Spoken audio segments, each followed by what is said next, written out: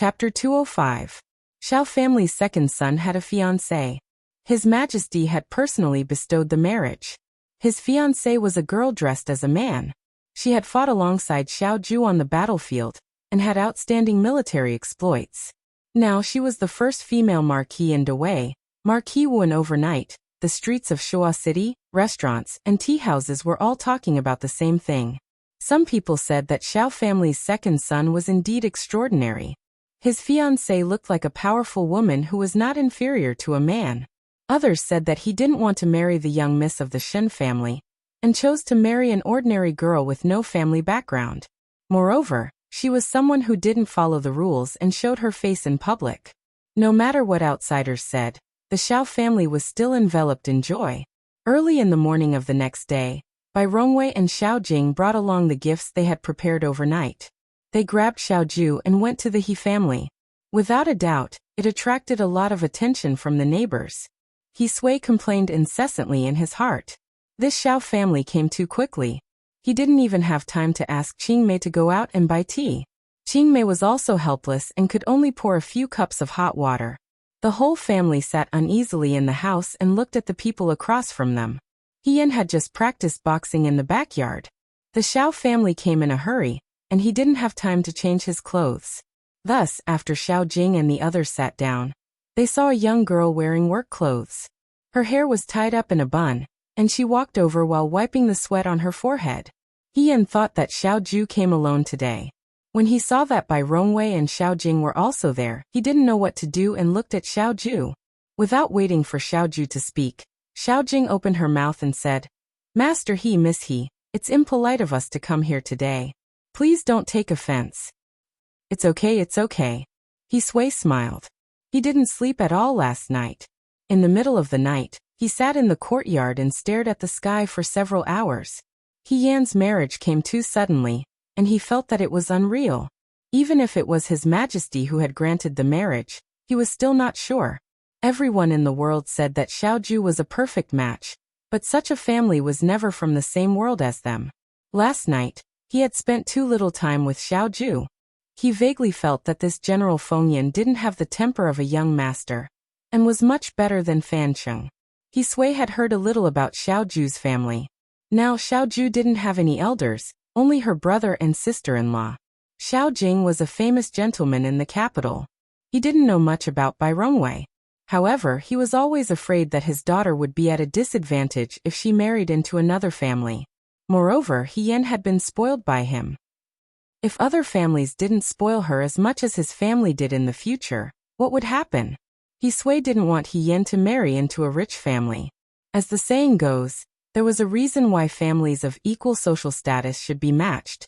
Instead of climbing up the social ladder and being looked down upon, it was better to marry into an ordinary family and hold her in the palm of their hands. He Sui felt bitter in his heart. However, the current attitude of the Xiao family's brother and sister-in-law was somewhat beyond He Sui's expectations. Bai Rongwei and Xiao Jing weren't vain people. They were very grateful that Xiao Ju finally had a sweetheart. They were afraid that they would scare the girl away, so they were very considerate. As for the marriage between the two families, Bai Rongwei also discussed it with He Sui in detail. He Sui saw that the Xiao family was so serious, and the sure too in his heart was relieved. It was always a good thing to be valued. He sat on the side, and there was no place for him to say anything. Fortunately, He Sheng went to school early in the morning. Otherwise, if he stayed in the room, he didn't know how he would make things difficult for the Xiao family. He Sui was also observing Xiao Ju. The first branch of the Xiao family seemed to be very reliable. He Sui didn't doubt how outstanding Xiao Ju was. However, it was rumored that Xiao Ju didn't get close to women and was cold and ruthless. He didn't know what she thought of He. He occasionally asked Xiao Ju questions about He, such as what He liked to eat, what she did, and how she performed in the Liangzhou guards. Xiao Ju answered one by one. He. She was here as if she was a complete outsider. When this kind meeting finally ended, He Sui even tried to ask them to stay for dinner. "There's no need to trouble Master He," Bai Rongwei said with a smile. "We have to go back to the residence first and inform the Xiao family's relatives about this. The imperial edict arrived in a hurry last night, so we didn't have time to inform them. Today, we should invite all our relatives and friends to have a good time together. Then you must come another day, He Sui said with a bright smile. He Yen. There wasn't enough rice in their rice jar to cook a meal, and they only had one servant, Qing Mei. If they really wanted to ask them to stay for dinner, they would only be able to serve porridge and side dishes when the guests were hungry. He Yen looked at the jubilant He Sui and was speechless. He Sui sent Bai Rongwei and the others out. When the neighbors outside saw He Sui, they all cheered kindly. Congratulations, old He, you found a good in-law. Old He is so lucky to have raised such a good daughter. Why don't we have this kind of luck? When old He becomes rich in the future, don't forget about us. When He Yen was born, I even held her. He Yen thought that if the real lady he was here and heard these jokes, her face would have turned red with embarrassment. After all, she was like an iron wall, so when she heard these words, she also felt a little uncomfortable. Xiao Ju walked behind her. Bai Rongwei and the others seemed to deliberately leave some space for He Yen and her to talk. He Yen asked, Commander-in-Chief, what are you doing tomorrow? Xiao Ju looked at her and asked, What? I plan to go to Yuhua Temple on Mount Lian Snow to pray to Buddha tomorrow. He Yen smiled and said, Isn't it mid-autumn? I heard that the Buddha in Yuhua Temple is very good. Many people go up the mountain to pray at this time. Yinxing has to go to school, and father has to go to work. I will go alone. If you have nothing to do, you can come with me. There is no harm in praying to Buddha. She always thought about that night when she met Xiao Ju. After all, it changed her life. Although it was inevitable that her fate would lead her to a tragic end, before that end, it taught her some courage. This courage continued until now, and it became a fate with Xiao Ju. Fate was long and long, like a piece of red silk hanging on an ancient tree. It was thrown away and trampled on, but it would still be picked up by another person. It would be hung again in a place where the wind and rain could not destroy it. How lucky! I have nothing to do tomorrow. Xiao Ju curled her lips and said, I can go with you. Okay, He Yen said. Then tomorrow morning, I will wait for you at the entrance of Xiao Mansion. As soon as he finished speaking, he heard Xiao Ju laugh. He Yen asked curiously, What are you laughing at? Lady, he forgot that he is a woman again. Xiao Ju said slowly, with a teasing look in her eyes. He Yen understood and coughed lightly. Between you and me, there is no need to be constrained by the views of the secular world. Go to sleep. He chuckled. Tomorrow morning I will come to pick you up. He Yen nodded. The He family in the capital was happy and harmonious, full of laughter and laughter. In the other He family, the atmosphere was stagnant, and the mansion was filled with gloominess. He Rufei smashed the cup in his hand against the wall with a paw sound. The porcelain cup hit the corner of the wall, and the peony flower on the cup instantly shattered. The servants and maids in the room didn't dare to breathe loudly, and stood with their heads lowered. It was rumored that General Fei Hong was straightforward and generous, and didn't care about trifles. This was natural, but occasionally in the house, He Rufei would reveal a ruthless and malicious side. Even the servants of the He family would occasionally be confused. Why did the confident and awe-inspiring general, who was as dazzling as the sun, sometimes become as gloomy as a poisonous snake in the gutter, and the corners of his eyes would be gloomy and gloomy? You can all leave. He Yuanqing stepped through the door, and used his shoe to push aside the fragments in front of him, and called for the servants to leave.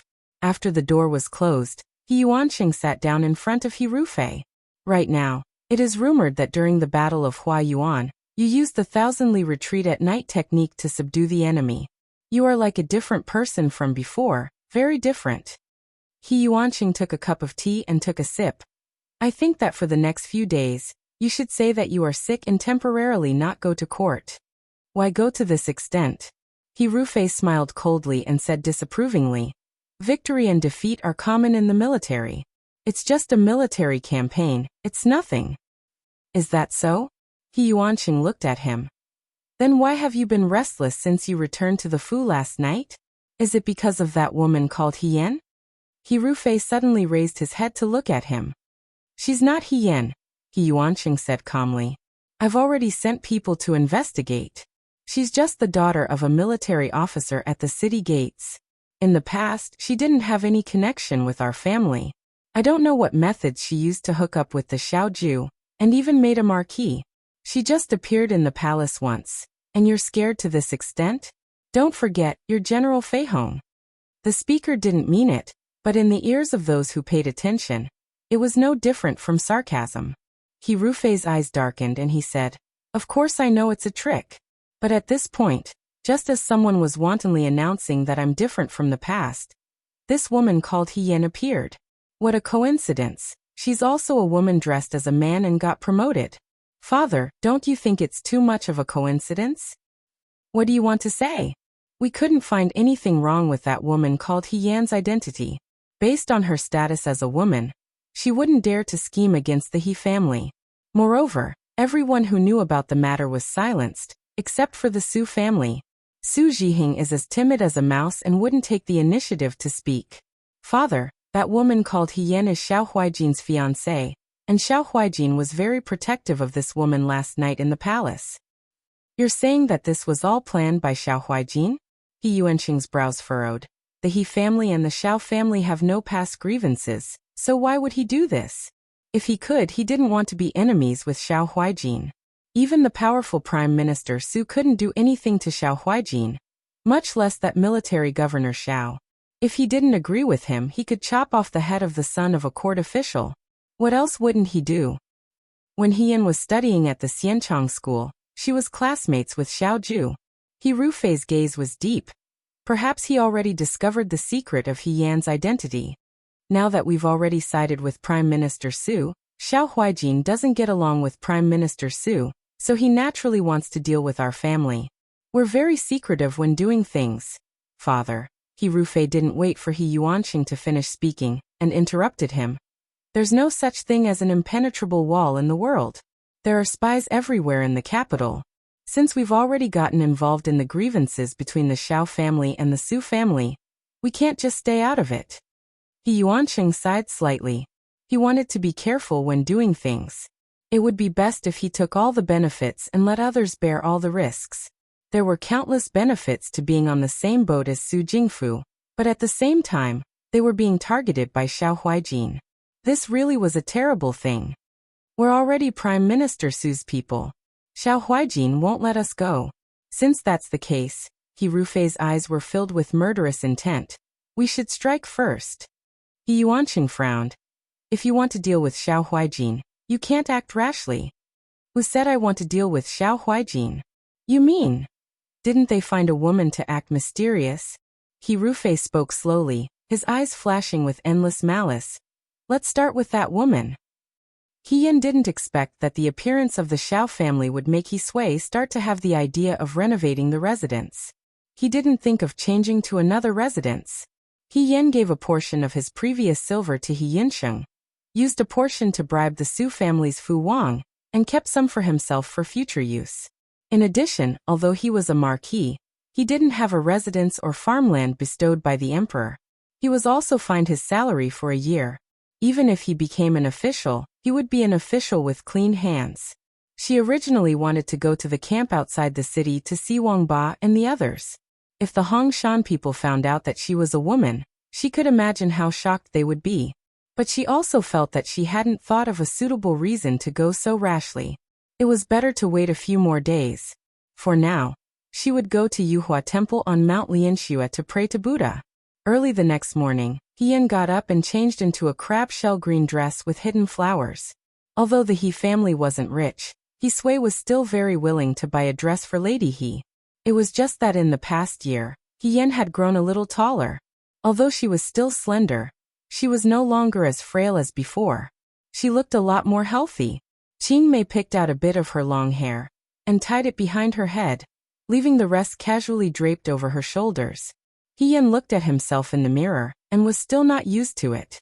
Qing Mei smiled happily. Miss is still so beautiful. When you came back earlier, this servant almost didn't recognize you. He Yan thought in his heart. Now I really don't recognize you. He Yan had asked Qing Mei to pawn off all the jewelry from before. Now he couldn't even find a hairpin. After searching in the drawer for a long time, Qing Mei finally found a wooden hairpin. He Sui probably cut it himself. It wasn't worth much, so he didn't pawn it off at the time. Miss looks good with this. Military Governor Xiao will also like it when he sees it, Qing Mei murmured. He Yinsheng and He Sui had left early, but the two of them were very confident in Xiao Ju. When they found out that He Yan was going to Mount Lianxue with Xiao Ju, they didn't ask any more questions. However, perhaps it wasn't because they were confident in Xiao Ju, but because they were confident in He Yan. After all, ever since they found out that He Yan had chopped off the heads of 2 Yudo at the Liangzhou guards, the father and son looked at He Yan in a different light. All right. He Yan rubbed his head. Just be casual. He Yan grabbed the bundle on the table and smiled. I'm leaving first. She didn't ask Qing Mei to follow her. After all, Qing Mei walked too slowly. He Yan didn't know when Xiao Ju would arrive, so he opened the door first to see if there was anyone outside. As soon as he opened the door, he saw a carriage parked in front of his house. Fei Nu was driving the horse. The curtain of the carriage was half open, and Xiao Ju was sitting in the carriage reading a book. He Yan was startled. He trotted over and asked, When did you arrive? Why didn't you come in? I just arrived. Xiao Ju put down the book in her hands. I thought you weren't awake yet, so I waited. He Yan climbed into the carriage with ease. Qi Wu began to hurry. He Yan sat down and rubbed his hands. Have you eaten breakfast? Xiao Ju glanced at her and didn't say anything. She took out a mahogany box from the small table in the carriage. As soon as she opened it, a fragrant smell immediately assailed her nostrils. It was a piping hot pastry and a cup of sweet syrup. How did you know I haven't eaten? He Yan was greatly moved. They had to go up the mountain in the morning. Qing Mei had to comb his hair, and had already woken up early. He Yan didn't have the heart to ask her to cook for him earlier, so he wanted to buy 2 steamed buns before Xiao Ju arrived. He didn't expect Xiao Ju to be so thoughtful. Xiao Ju raised her eyebrows. The vegetarian food in the temple is limited. I'm afraid it won't be enough for you. Seeing that he had prepared breakfast, He Yan didn't mind his teasing that he was a rice bucket. He Yan chatted with Xiao Ju while eating. Governor, I heard that the Yuhua Temple on Mount Lianxue is very efficacious. Once upon a time, there was a very poor man. He was so poor that his family didn't have enough food to eat. One day he went up the mountain to chop firewood. Suddenly, there was thunder and rain. He hid in the Yuhua Temple to avoid the rain. At that time, the Yuhua Temple was just a dilapidated temple. The beggar looked at the Buddha statue and said, Buddha, please show me a way to survive. The old people in my family are starving to death. As a result, when he fell asleep in the temple, he had a dream. In the dream, Buddha told him to go home and dig a hole next to the well in the courtyard. He Yan deliberately looked at Xiao Ju's expression. However, this person just looked at him with a faint smile. He was not in a hurry to continue, nor did he urge him to continue. It was as if he was listening to an irrelevant gossip. He Yan almost suspected that he had said something wrong. If Wang Ba was here, he would definitely ask anxiously, What happened after that? What happened after that? However, since the story had started, he naturally had to continue. After this person woke up, he still remembered what happened in the dream. When he went home, he carried a hoe and dug a hole next to the well at night. As he dug out a bag of gold from the ground. After this poor man obtained the gold, he used the gold to do business. Later, it became better and better.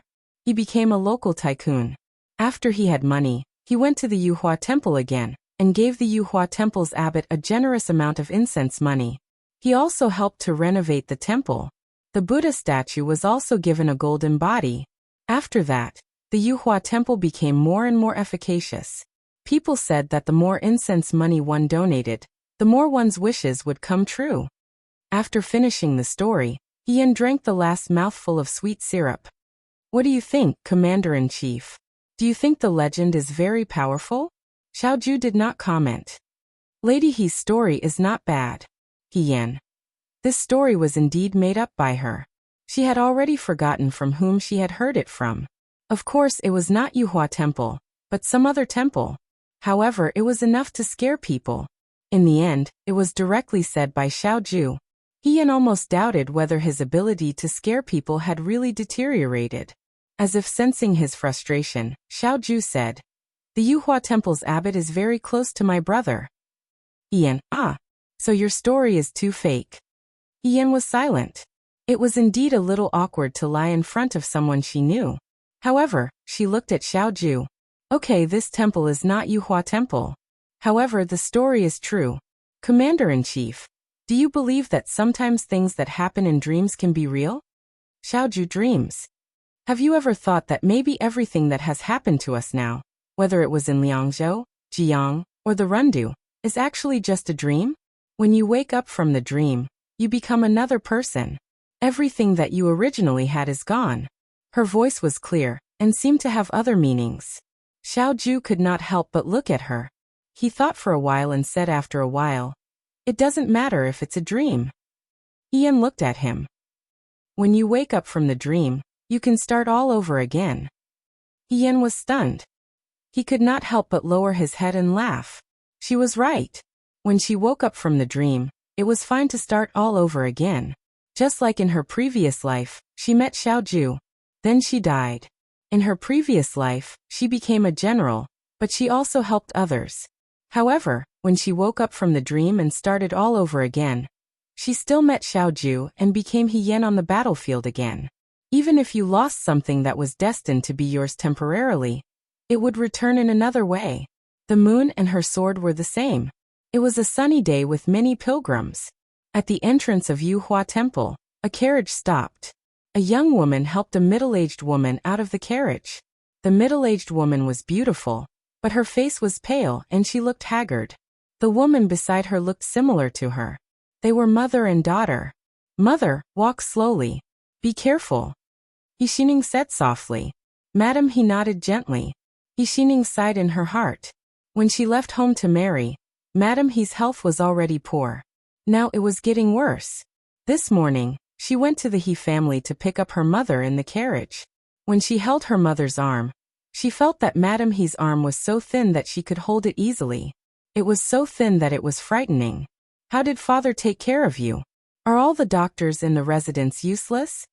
Yixing was dissatisfied. "How about I ask my husband to go to the palace and invite an imperial doctor to take a look at you? Mother, how can I rest assured when you are like this?" Madam He waved her hand. "I'm fine. Don't bother." Yixing was distressed and helpless. She helped Madam He slowly walk inside. The He family didn't like to go up the mountain to worship Buddha. Today, only the mother and daughter went up the mountain. The guards were waiting outside the temple. Yixing took Madam He to see the temple abbot first and presented the promised incense money. She didn't really want to come to worship Buddha today. She just wanted to find an excuse to see her mother and tell her what she found in the Su family. But now, seeing Madam He's weak appearance, she couldn't say anything. Forget it. She didn't want her mother to worry about these things. As for the doubts about Su Zhiheng, she should let her find out by herself. Anyway, there was still a long way to go. Chapter 206. Yuhua Temple was filled with incense, and there were many carriages parked in front of the temple. Yan and Xiaoju got off the carriage, and Fei Nu drove the carriage to the side to wait for them. The two of them did not bring any maids or servants with them, and they were very eye-catching. People who came to worship Buddha could not help but take a few more glances at them. There were those who didn't know the person, so they just looked around. There were those who knew the official's family members. After recognizing Xiaoju, they guessed Yan's identity. However, they didn't dare to talk about it in front of him, so they stayed far away. The rules for worshipping Buddha were simple. Ordinary people would donate some incense, oil and rice. Those who were richer would donate some money. Xiao family did not lack money and Fei Nu had already prepared it. After receiving the incense from the monks, they had to enter the temple to worship. Xiaoju did not enter. Yan asked him why he did not enter and he only said, "I don't believe in Buddha." Yan. They were already in front of the temple, and he said that he did not believe in Buddha in other people's territory. This person was really arrogant and lawless. However, this kind of thing did not matter if he believed in it or not. She could not force Xiaoju to worship Buddha. She let Xiaoju stay outside and entered the temple. Yan knelt down on the praying mat. The golden Buddha statue she made up for the wealthy merchants looked down on all living beings mercifully. She bowed down and kowtowed sincerely. She said in her heart, she didn't ask for anything else. She only asked for those who were harmed by Hirufei and were burdened by her to be reincarnated earlier. She wanted to be safe and healthy in her next life. After offering incense and lighting the lamp, Hien walked out of the temple. Xiao Ju was waiting for her in front of the temple. Seeing her come out, he asked casually, "What did you wish for?" "I hope that there will be no more wars in the world." Hien put her hands together and pretended to be serious. "I hope that the world will be peaceful so that you and I can relax." These words were not false. The matter of Yudo had not been completely resolved. It was said that the imperial court was still debating whether to advocate war or peace. Even now, no conclusion had been reached. After donating incense money and praying to Buddha, one could even have a vegetarian meal in the temple. The vegetarian food of Yuhua Temple was also one of the best. However, Hien was blind the last time he came here. Even if it was a mountain delicacy, it was tasteless to him. He had already forgotten what it tasted like. Now that he thought about it, he was actually looking forward to it. When they passed the ancient tree, they could see that the huge ancient tree was rooted beside the mountain temple. The branches were as vast as the clouds and mist. They were originally green and glistening, but now they were covered in layers of red. When they got closer, they could see that the red on the branches were strands of red silk. On the red silk, there were words written, which were probably the wishes of the writer. It was said that if one hung one's wish on the ancient tree would manifest its spirit. Hien remembered that he had hung the red silk here before, and he couldn't help but stop. "This ancient tree is very spiritual," he said to Xiao Ju. Xiao Ju leisurely said, "You want to make up a story again?" "No, it really is very spiritual." Hien smiled and thought that in her previous life, she had hung a wish on the tree. She hoped that she could see the moon again. At that time, when she wrote these words on the red silk, she felt that it was a pipe dream. Not to mention the moon. Just the fact that her eyes could see the light again sounded inconceivable. However, at this impossible moment, even after her death, she was able to be reborn in a hopeless situation and see the moon again. "In the future, when I have more money," Hien said, "I will buy a lot of fertilizer and water this ancient tree to show my gratitude and sincerity." Xiao Ju choked. "Your sincerity is really different." The guest house of Yuhua Temple was a little in front of the courtyard where the monks lived. For those who donated less, many people ate in the same place. For those who donated more, they had their own courtyard. Most of the time there was only one person in each room. There were fewer people, and the environment was more elegant. Although he was somewhat speechless at the difference in treatment, it was a good thing that there were fewer people. Hien didn't want to eat a vegetarian meal and be secretly watched by others. Now, because of the marriage bestowed by the Emperor Wenxian, Hien Xiao Ju appeared in front of the world. It took a lot of courage for her to do so. Even though she was a famous person in the past, at least she had a mask to cover her face. Now she didn't even have the slightest bit of cover. In broad daylight, she was like a white peacock shipped by a sea merchant from a foreign country. It was so rare that everyone wanted to see and talk about it. They sat down in the guest house. Not long after, the monk in green brought in many plates of vegetarian dishes. It was indeed very rich. There were steamed white jade Buddha hand, sweet and sour bitter gourd, steamed wild mountain pepper winter gourd, purple potato cakes, celestial tofu. It was much colder on the mountain than it was at the foot of the mountain. After rushing for an entire morning, they were already hungry. Now that the hot vegetarian dishes were in front of them, Hien couldn't help but have a big appetite. He gave Xiao Ju a pair of chopsticks and said, "The money for the sesame oil was not wasted. Governor, if you are not full, can I have another set?" "Xiao Ju," he said, "as you wish." Hien didn't stand on ceremony. She ate boldly. In comparison, Xiao Ju ate more elegantly. Not long after they started eating, there was a knock on the door of the guest house. A monk led two people in. For a rich family like theirs, the guest house was small and exquisite. Usually one family was enough. However, the weather was good today, and it was the Mid-Autumn Festival. There were many pilgrims who came to Yuhua Temple to burn incense. It was probably not enough to accommodate all of them, so they could only squeeze with Xiao Ju. Xiao Ju frowned slightly. Just as she was about to say something, Hien said, "It's okay, let them in." I eat very quickly. It's not a problem. It wasn't easy for her to gain some fame in Shuo capital. She hadn't officially fought with He Rufei yet. She didn't want to be accused of being overbearing and unreasonable. Xiao Ju thought about it, and didn't say anything. The two people that the monks brought in were two women.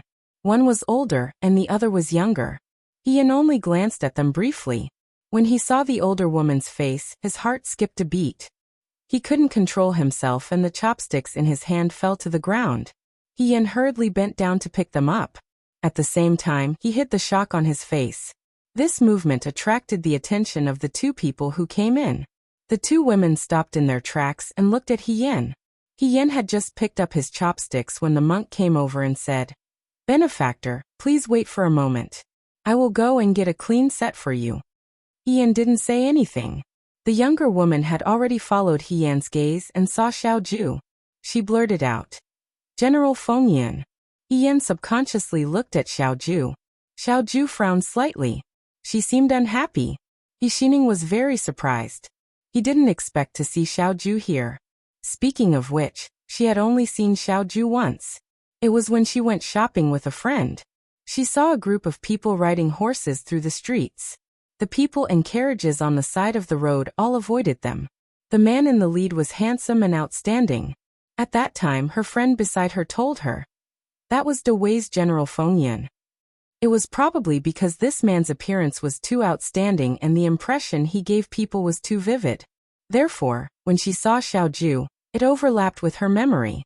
However, everyone knew that this military governor Zhao's temper wasn't very good. For a moment, Xining supported Madame He and didn't know whether to advance or retreat. He was afraid that if he wasn't careful, he would offend this vicious and merciless military governor. However, Madame He didn't care about this. She only pulled Xining inside and sat down at the table next to Hien's. Xining curiously looked at Xiao Ju. There were many rumors about this military governor Xiao. However, there was one rumor that had never changed. It was that he didn't get close to women. However, this rumor was broken a few days ago at the celebration banquet. His Majesty personally bestowed a marriage between him and a woman. Xiao Ju protected that woman in front of all the civil and military officials in the main hall.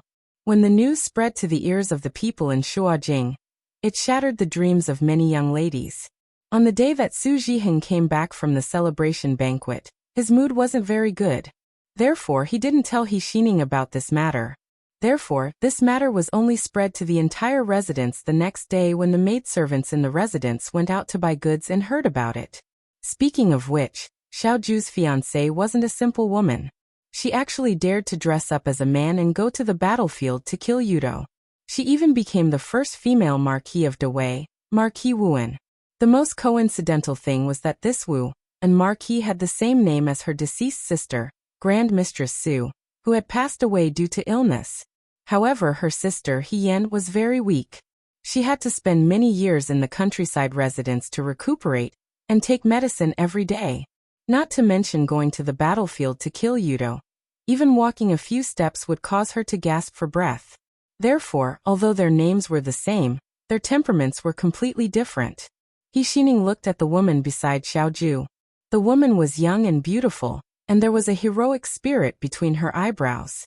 Xining guessed that the woman who could make Xiao Ju, who did not get close to women, be so close to her was not the young mistress of the Xiao family, but his sweetheart fiancé Wu and Marquis Hien. Xining sized her up. Hien just lowered her head and pretended to eat seriously. However, there were thousands of thoughts running through her mind.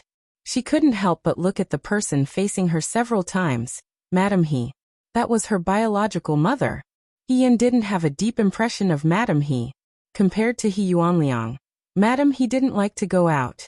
Usually, unless it was a festival, she would only stay in her courtyard. Perhaps because she was a soft-hearted woman. Madame He was afraid that something would go wrong. Hien often saw He Yuanliang, but he rarely saw Madame He. However, ever since Hien found out about his true identity, he often wanted to see what kind of person his biological mother was. He vaguely felt that she was a very quiet and gentle woman. Sometimes she seemed a little dull. He Yuanliang always had a smile on his face, which was very popular with women. There were also a few concubines living in the second branch. There were also concubines who gave birth to sons and daughters of concubines. In terms of favoritism, He Yuanliang's second wife was definitely not the one that He Yuanliang liked the most. However, He Yuanliang never neglected his second wife. He had never done anything like favoring his concubine and neglecting his wife. At least, before He Yan's previous life, He Yuanliang's second wife, lived a good life in the mansion. One year during a family banquet, He Yan sat at the same table as Madame He when he was eating at home. At that time, she was still young. She was only 10 years old. She sat opposite Madame He. Probably because she was too curious, she looked up at Madame He more often. Later, during family banquets, He Yan and Madame He didn't sit at the same table. She didn't expect to meet her biological mother here without any warning. No matter how much he hated the He family, He Yan's mood wasn't as indifferent as it seemed on the surface when he faced Madame He. He Xining carefully pulled Madame He and whispered, "The one opposite is General Fengyun and Military Governor Xiao. The one beside him is most likely Marquis Wuan He Yan, who was betrothed to by His Majesty a few days ago." As soon as these words came out, Madame He stopped picking up her chopsticks and looked up at the opposite table. Now that the news of Xiao Huijin being betrothed to His Majesty was known by the whole Shuajing, from the officials and nobles to the common people. Even the beggars on the street knew that his fiancé was called He Yan. It was impossible that Madame He didn't know about it. She couldn't help but be startled when she suddenly heard someone with the same name as her dead daughter. On the other side, Xiaoju noticed He Yan's sudden silence and asked her, "Why aren't you saying anything?" Before the mother and daughter came, she kept chattering, but after they came, she didn't say anything. So what if she was recognized?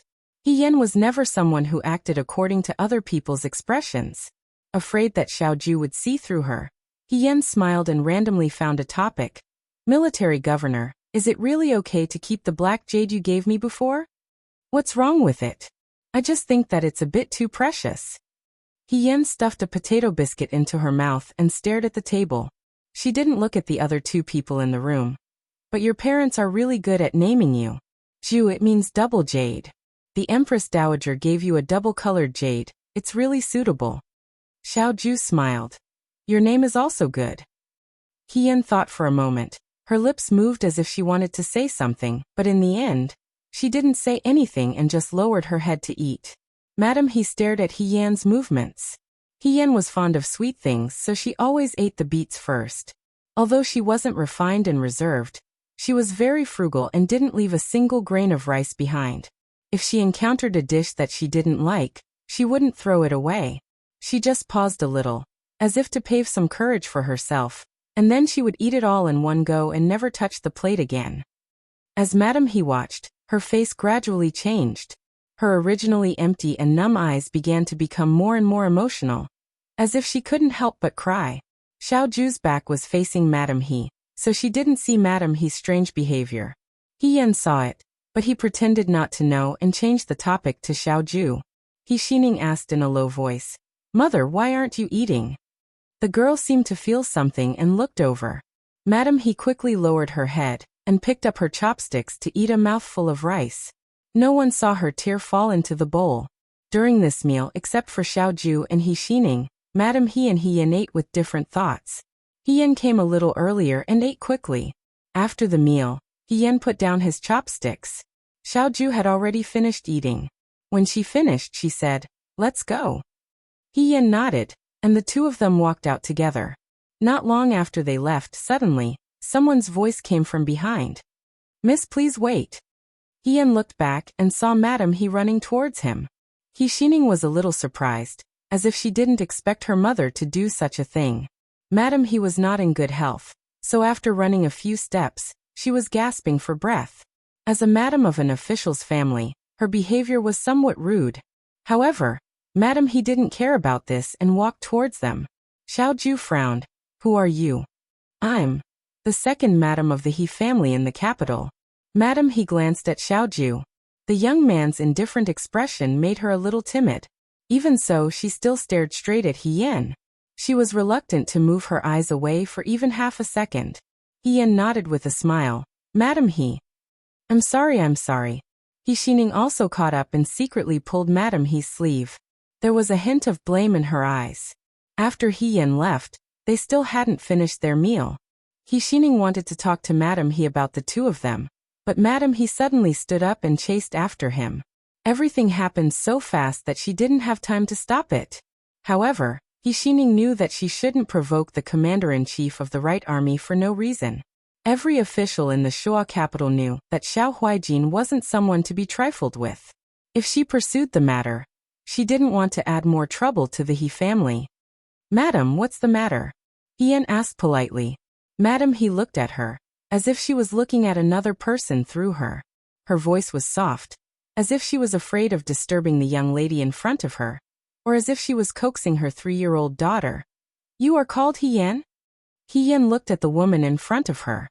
In her memory, Madame He was still very young.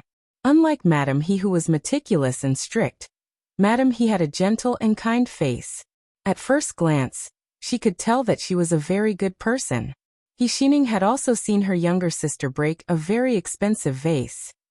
Madame He didn't get angry. Instead, she would hold He Xining in her arms and check if her hand was scratched by the broken vase. He Yan was very envious at that time. She felt that her biological mother was really better than her mother. Later, when she returned home after the war, she became He Yan again. Madame He also came to visit several times. However, they had missed each other for too long. Even if they sat in the same room, they felt awkward and alienated. On the day of the wedding, Madame He came to see her off. He Yan sat in the room. When Madame He helped her cover her head, she said something. She took He Yan's hand and said slowly, "He, you have to be good in the future." That one sentence made He Yan's eyes wet under the veil. Unfortunately, she couldn't even achieve such a simple wish of being good in the end. Even when she was blind in the Su family, Madame He didn't come to visit her even once because she was sick. The woman in front of her had aged a lot. She was no longer as young as she remembered. He Yan could even see that there were some gray hairs on her temples. She was old. He Xining looked at Xiaoju. She was nervous and hurriedly explained to He Yan, "I'm sorry, Miss He. It's because you have the same name as my sister, so my mother she didn't know how to continue. If she said that He Yan had the same name as a dead person, who knew if the Marquis would feel that it was unlucky and displeased?"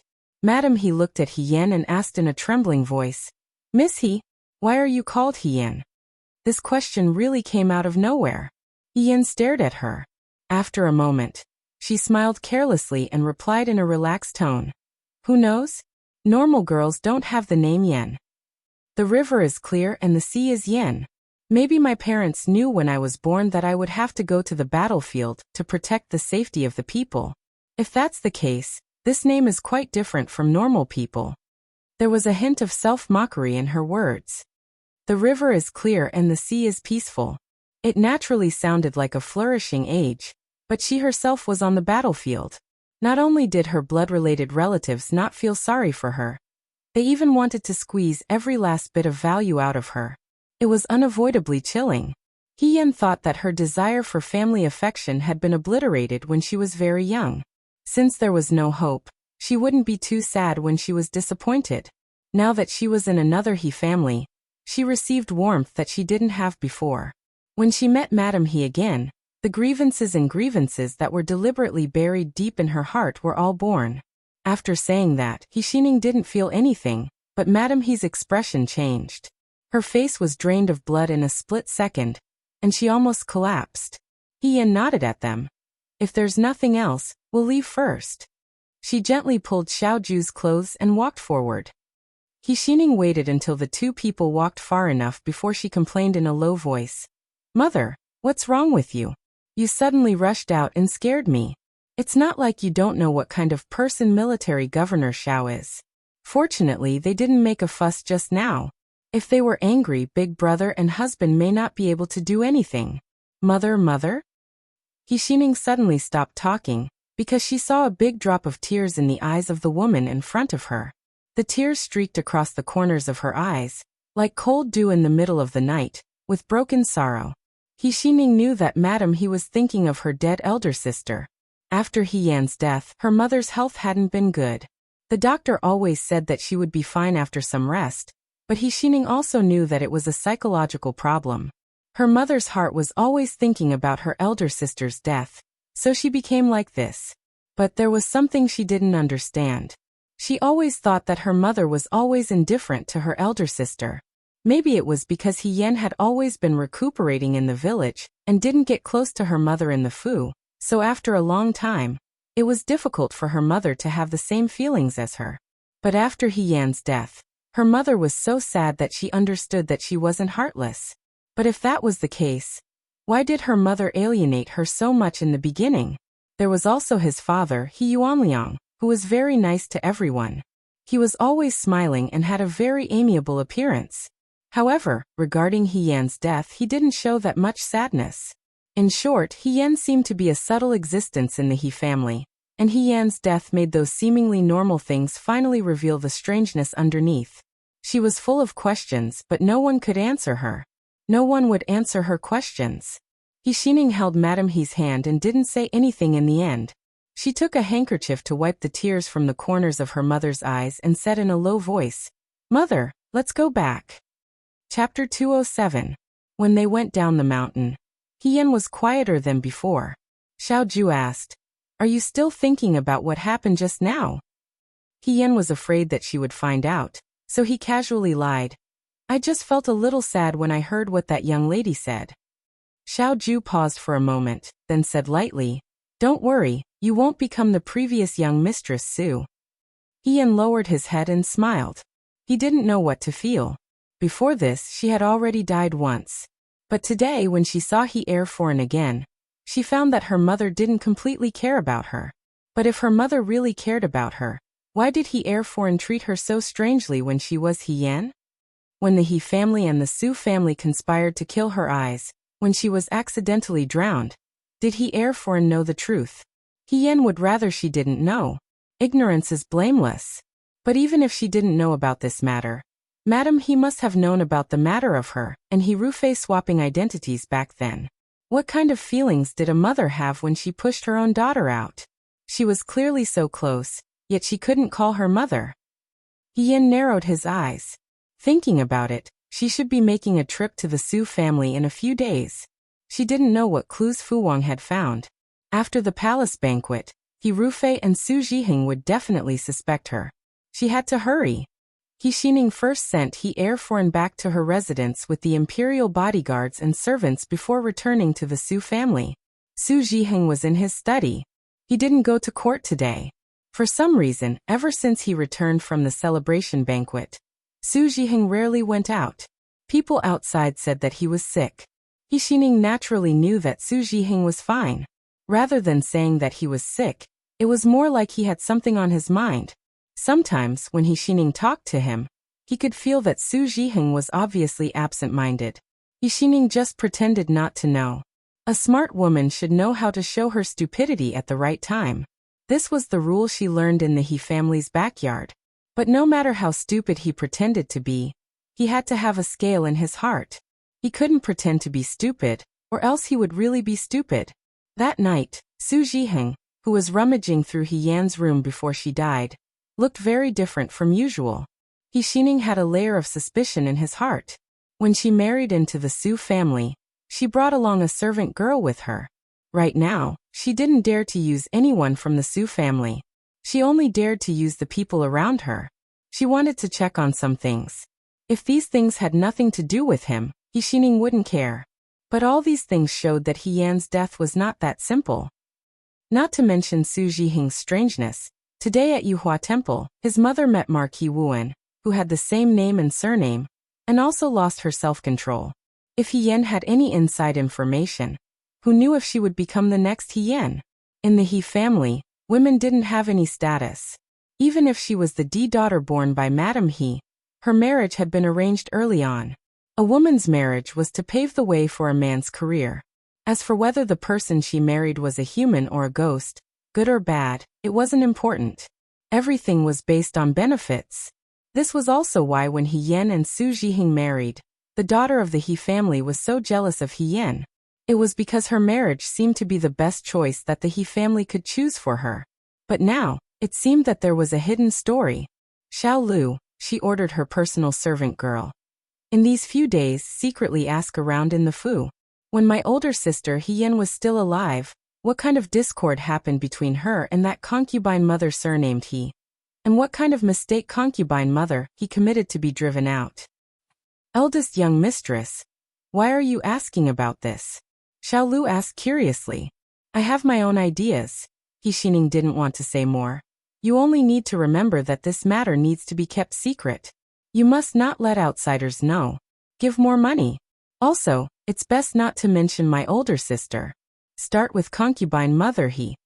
This way, even if she wasn't careful and was discovered by the Su family, she could say that she was jealous and wanted to know how that concubine mother in the past received Su Zhiheng's favor, and not expose that she was secretly investigating the cause of He Yan's death.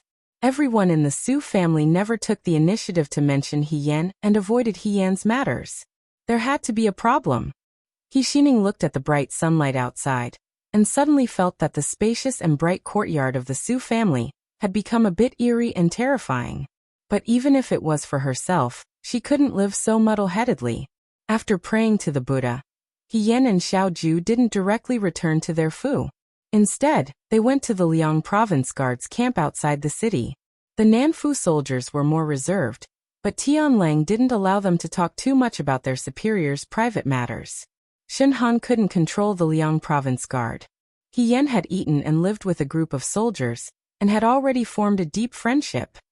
Now that he heard that his brother had become a woman, and had even become his superior's fiancée. In any case, other than training the soldiers, the most popular thing that everyone was interested in recently was talking about this matter. When He Yan and Xiao Ju arrived, they were still training the soldiers. He Yan thought about it and then said to Xiao Ju, Governor, why don't you not go in with me? Just stay outside with Shinjiao and the others. If you go in, even if they have questions, they won't dare to ask. Xiao Ju raised her eyebrows, okay. Then she went to find Tianlang. Ever since he returned to the capital, he had been busy with the Su Jingfu's matters. In order to make Su Jingfu lower his guard, he rarely came here. Every time, he would only stay for a short while, and then leave in a hurry. After Xiao Ju left, He Yan sat outside the training grounds and waited for them. Not long after, the training ended. The soldiers went to eat in twos and threes with their arms around each other's shoulders. Someone saw He Yan sitting at the edge. He Yan was wearing women's clothing today, so they didn't recognize him immediately. A soldier even approached him warmly and asked with concern, Miss, who are you looking for? He Yan looked at him, stood up, and patted the dust off his body. He smiled. We haven't seen each other for a while. Don't you recognize me? He Yan saw that the new soldier was still staring at him blankly. He seemed familiar, but he couldn't remember where he had seen him before. He Yan reminded him, I am the number 1 Liang province guard. This time the new soldier became excited. He swallowed his saliva and howled, Brothers He Yan is here. His voice was so loud that He Yan couldn't help but dig his ears. Immediately after, he saw a large group of people, like cats that had smelled something fishy. Hula! All of a sudden they all surrounded him, their mouths saying, Where is it? Where is it? Show me, show me. He Yan was surrounded by the crowd in an instant. Now that he was dressed as a woman, everyone finally realized that he was indeed a woman. The new soldiers of the Liang province guard didn't try to curry favor with him like they usually did. They even seemed a bit awkward. Some people even blushed and didn't dare to look at He Yan. They looked at their shoes on the ground and asked in a small voice, That Brother He? Miss He, how come you're a woman? He Yan cupped his hands in apology to everyone and said in a clear voice, At the time, I really had difficulties and accidentally joined the army. I didn't mean to deceive you all. Now that the truth is out, I thought I should come and apologize to you all. I am indebted to everyone for taking care of me in the past. Even though I am a woman, we are still brothers. These words were spoken in the same tone as before. Only then did everyone's previous restraint dissipate slightly. Another voice came from the crowd. Everyone, get out of the way. Where is she? He Yan looked up and saw Wang Ba's group parting the crowd and walking in his direction. When they were in the Liang province guard, they had the best relationship with He Yan. However, Even with such a good relationship, they still didn't realize that He Yan's identity was strange. As a result, they were the ones who were most shocked. Wang Ba was the angriest. So he had been calling a girl boss for a year and a half? Because of this matter, he had almost become the laughingstock of the Liang province guard these past few days. Everyone wanted to use this matter to make fun of him. He didn't expect that He Yan would come knocking on his door today. He had to come and demand justice. Just as he was thinking, Wang Ba had already walked in front of He Yan. However, just as he was about to speak, he couldn't say a word. Facing a lively and delicate little girl who was looking at him with a sweet smile. Even the most heartless man would be embarrassed to scold her. As a result, He Yan saw that the big guy in front of him had a face full of anger and couldn't say a word. However, Xiao Mai squeezed out. He was young and passionate. After being surprised at the beginning, he was happy. Now that he saw He Yan, he was greatly surprised. Ehigo, I didn't expect you to be so beautiful. You're too amazing. What Ehigo? Hong Shan slapped him on the head. Call her Miss He. He didn't know what to do. After all, they had slept in the same bed before. Brother He, how can you be a girl? Jiang Jiao also found it hard to accept. He had always admired He Yan because He Yan was about the same age as him. However, He Yan could always give him careful guidance on martial arts. He felt that he had benefited greatly from having such a close friend. Now that his close friend had become a girl, Jiang Jiao didn't know what to feel. He originally thought that this must be a misunderstanding, and that the information broker had gotten something wrong. Now that he saw He Yan standing gracefully in the crowd, he knew that he couldn't deceive others and himself. She really was a girl. Among them, Huang Xiong and Shirtu were the calmest. Shirtu didn't like to show his emotions on his face. Huang Xiong was old and had traveled extensively.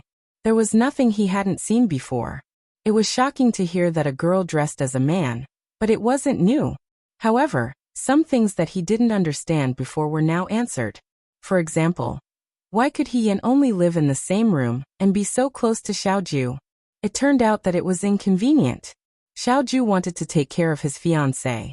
However, this jade-faced commander-in-chief was indeed as ruthless as outsiders said. She was obviously his sweetheart. When He Yan first arrived in Liangzhou, he didn't neglect any training. She had also lived in a bungalow before. Every morning, she would follow the team obediently and run with weights. If it were another man, he would probably have a tender heart for the fairer sex. Are you really going to marry the commander-in-chief? Xiao Mai asked curiously. Will I have to call you second Madam Xiao in the future? Xiao Mai was a straightforward person. She said whatever she wanted to say, but He Yan's face suddenly turned red. If someone else were to call him second Madam Xiao, he would feel very uncomfortable. His embarrassment was noticed by the recruits of the Liangzhou guards. They all started to jeer. Brother He is shy. I didn't think that I would be able to see Brother He being shy in my lifetime. Heavens, my life wasn't in vain. He Yan. As the group of men talked, they went back to calling him Brother He. They probably felt that it was easier to call him that. Hong Shan scolded Xiao Mai. Be careful. Don't talk nonsense. She's a girl. Do you want people to talk about her like that? Xiao Mai covered her head and said aggrievedly. What's there to be shy about? The men around her laughed. That's right. Brother He didn't even blush when he claimed to be the #1 Liangzhou guard in front of everyone. Aren't you embarrassed? Even the #1 Liangzhou guard was taken by a girl. You guys can't even beat a little girl. What a waste of your tall stature. Is she an ordinary girl? Is a girl who was invited by military governor Xiao to be his wife an ordinary girl? If you can fight, why don't you do it? I'm not going. You do it. The noise from outside the martial arts field traveled into the small room. Shen Han wiped the sweat from his forehead. Liang Ping, Ma Damei, and the other instructors stood in the room, not daring to move. Who knew if Xiaoju suddenly came to settle scores? Speaking of which, every instructor here had treated He Yan harshly before. Especially Liang Ping. However, it was hard to say. For example, when they soaked in the hot spring on Baiyue Mountain, everyone present had a share. However, it seemed that their commander-in-chief was in a good mood. He had no intention of punishing anyone. He just sat in the room and watched the training of the new soldiers. Have you sent the money to them? Shen Han answered. I've already sent it. I've even visited them personally. Some of the new soldiers who died in the Liangzhou Guard were unable to return to Shuo capital with them. They had to go door to comfort their families. Don't slack off on your training for the next few days, Xiao Ju said. The instructors nodded. After another hour, it was time for them to leave. Xiao Ju stood up and walked out. Shen Han said, Commander-in-Chief. Xiao Ju turned around and looked at him. Shen Han smiled awkwardly. Congratulations. After seeing the new soldiers, it was almost evening. He Yan and Xiao Ju returned to the city. Xiao Ju first sent He Yan back to the He family before returning to her residence. I'll be very busy these few days. Before Xiao Ju could say anything, He Yan took the initiative to answer. There are still many procedures to be completed for the conferment of Marquis Wu Commander-in-Chief. You don't have to worry about me these few days. Do you need help? He Yan waved his hand. No need. I'll be fine by myself. After Xiao Ju left, he heaved a sigh of relief. His relaxed days were coming to an end. He Yan tidied himself up. He didn't want He Sui and He Yinsheng to see any clues. He pinched his face until he squeezed out a smile. Then he stepped through the door. On the other hand, Xiao Ju returned to her residence. Xiao Jing and Bai Rongwei were not around. Bai Guo was watering the flowers in the courtyard. When she saw Xiao Ju, she called out crisply, "Second young master." The little girl had specially asked her to serve He Yan, so that he could stay in the courtyard. After He Yan left, he was busy with Su Jingfu's matters, and forgot about Bai Guo. He didn't expect Bai Guo to still be in the courtyard. It was already late. He would ask Bai Rongwei to arrange for her to stay in another courtyard tomorrow morning. He didn't like other people in the courtyard. Xiao Ju entered the house. Fei Nu went to get the carriage. Not long after they sat in the house, someone knocked on the door. Xiao Ju said, "Come in." Wanning walked in from outside. "How are the two people in the village?" Xiao Ju asked. "The doctor has already seen them. Their lives are not in danger for the time being. Qi Wu is still being interrogated. The two people have some misgivings and have reservations in their words. Young master, please give them a few more days. When the two people are willing to open their mouths and present evidence, Prime Minister Su will not be able to make a comeback." 3 days. Xiao Ju said. "At most 3 days. If there is no result in 3 days, I will interrogate them myself." Wanning nodded. After a while she said, "Young master, in addition to this, when I was investigating today, I found out something else." "Speak." "The military general He family is investigating us." Xiao Ju paused. She looked up at him. "He Rufei?" Wanning nodded. "It should be. He Yuanxing and He Yuanliang's connections and methods in the imperial court are not as good as his. His movements are very secretive and careful. Maybe he was a little impatient and exposed himself." "Did he find out anything about the rumors that were spreading in the market?" "No, young master." Luan Ying's expression was very serious. Moreover, if it was only about the rumors, he didn't need to investigate Miss He's background. Xiao Ju's eyes suddenly sharpened. "He Yan." "That's right," Luaning said. "He is not only investigating young master but also Miss He." Xiao Ju's face darkened. Because of his relationship with Su Jingfu, if Su Jingfu's people wanted to deal with him, they would target He Yan. After all, He Yan did not have any family background. Even if he had the title of Marquis Wuan, he had not formed his own connections in the imperial court. His foundation was too shallow, and it was easy for him to be uprooted. But if He Rufei wanted to target He Yan, then it would be a big mistake. "Young master, there is one more thing." Luan Ying's expression was somewhat hesitant, as if she did not know whether to say it or not. She rarely had this kind of time, so Xiao Ju asked, "What is it?" Wanning thought for a moment, and after a long while she made up her mind and said, "Hanlin scholar Su family is also investigating Miss He." "Su family?" Xiao Ju frowned. If He Rufei was investigating Xiao Ju because of his relationship with Su Jingfu, or because he had previously ordered people to spread rumors about him in the market, and thus implicated He Yan, then the Su family was not involved. At this time, they also interfered, which was very thought-provoking. Only investigating Hien? Only investigating Hien. Since they were only investigating Hien, it had nothing to do with the Xiao family. Then the question was, what kind of relationship did Hien have with the Su family in the past that made the Su family act so rashly? After a long while Xiao Ju said, continue with your work, but after today, investigate the Su family as well. There were some things that were not right that had been overlooked. For example, the second Madam He that they met at Yuhua Temple today. Her behavior was also strange. There must be something fishy between the Su family and the He family. Chapter 208. At night, all the servants were asleep, but the hall of the He family was still brightly lit. Madam He stood in the middle of the room. Beside her was her maid, Cui Er, who came up the mountain with her today. He Yuanliang and He Yuanqing sat on both sides. He Rufei sat on a chair beside them. She glanced at Madam He with a heavy gaze. No one knew what she was thinking. Second aunt, what did you say to Xiao Huijin in Yuhua Temple today?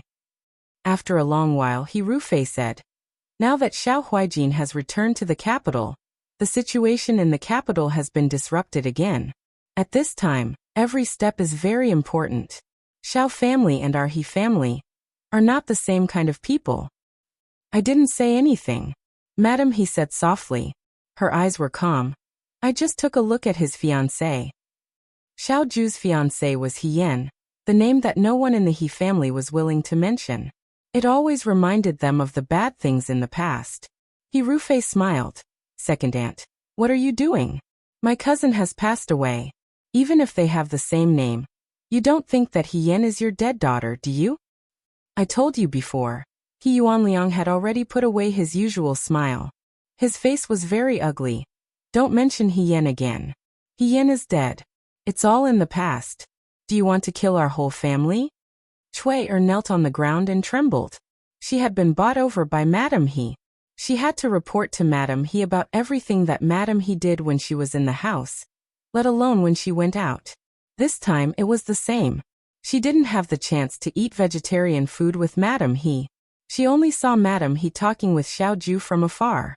When she returned to the house, she couldn't wait to tell Madam He about it. She wanted to be rewarded. But now Cui Er regretted that the He family didn't hide these secrets from her. It was not because they trusted her, but because it was useless for a dead person to know the secrets. She had no chance to reveal the secret. She's already dead. Second Madam He looked at him with a trace of anger in her eyes. She can't harm the He family. It's the He family who harmed her. What do you mean? Madam He's face turned cold, and her tone was very dissatisfied. Are you resenting us now? You knew it when I made the decision. Moreover, this is for the sake of the entire He clan. What do you mean by for the whole He family? Second Madam He sneered. When I made the decision, did I have the right to choose? She didn't die for the entire He clan, she died for your greed. You killed my daughter, but you don't feel the slightest bit of remorse. She's already dead. I just want to see my daughter again. Even if they have the same name, even if I know it's impossible, I still want to see my daughter. By the end of his speech, he was already hysterical. Second brother, He Yuanqing frowned slightly. Is this how you discipline your wife? He Yuanliang said angrily. She's a lunatic. I've already said it's a disaster to keep her alive. Kill me. Second Madam He smiled bitterly, and her eyes were filled with despair and madness. If you kill me, you won't be afraid that the secret will be known. If you kill me, I can go down to the ground and reunite with my daughter. I want to see from the sky how long the glory and wealth that you stole from others can last.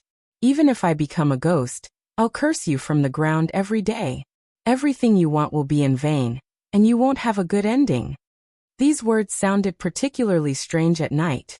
He Yuanliang said angrily. Crazy, all of you are crazy. He Rufei's eyes were cold, and he said lightly, Second aunt, don't say that. Even if you go down to the ground, my cousin may not be willing to reunite with you. After all, you were also the one who pushed her to that road. You're not qualified to be her mother. Even if you go down to the ground, she will still resent you. Second Madam He was stunned by his words. In a moment, tears gushed out of her eyes, and she sobbed painfully. Second aunt, don't talk about life and death. Have you forgotten how sad second sister was when you died? Second madam, he's crying, stopped abruptly. Xining doesn't know anything. Of course I know second sister doesn't know anything. Hirufei smiled noncommittally. Otherwise, she wouldn't have lived until now and married Su Zhiheng. It's okay if second aunt doesn't want to say. I'll go to the Su family tomorrow and second sister will tell me everything. Hirufei played with the thumb ring on his hand. But second aunt, you have to know that He Yan is already dead, and you have more than one daughter. If you want to kill your other daughter, you can do whatever you want. I won't tell anyone. Second madam, he knelt down with a plop, and crawled in front of Hirufei. Don't hurt Xining. She doesn't know anything. Hirufei helped her up and smiled. Xining is so obedient and sensible. Why would I hurt her? Second aunt, you don't have to worry. It's just that second aunt's condition is getting worse, and it's not suitable for you to go out. Just announce to the public that you're seriously ill and can't get out of bed.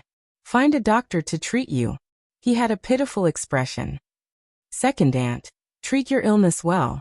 After a while, all these things will be over and you'll be fine. Men, he ordered the guards outside to come in. Send second madam to the courtyard. She'll recuperate from today onwards. Don't see anyone. Second madam, he was dragged out of the hall. Arguing with Hirufei had exhausted all her strength. No one else in the room said anything. After second madam he left, He Yuanqing frowned. Is this really okay? I feel that she'll cause trouble sooner or later if we keep her. Hirufei glanced at He Yuanqing with a trace of contempt in his eyes.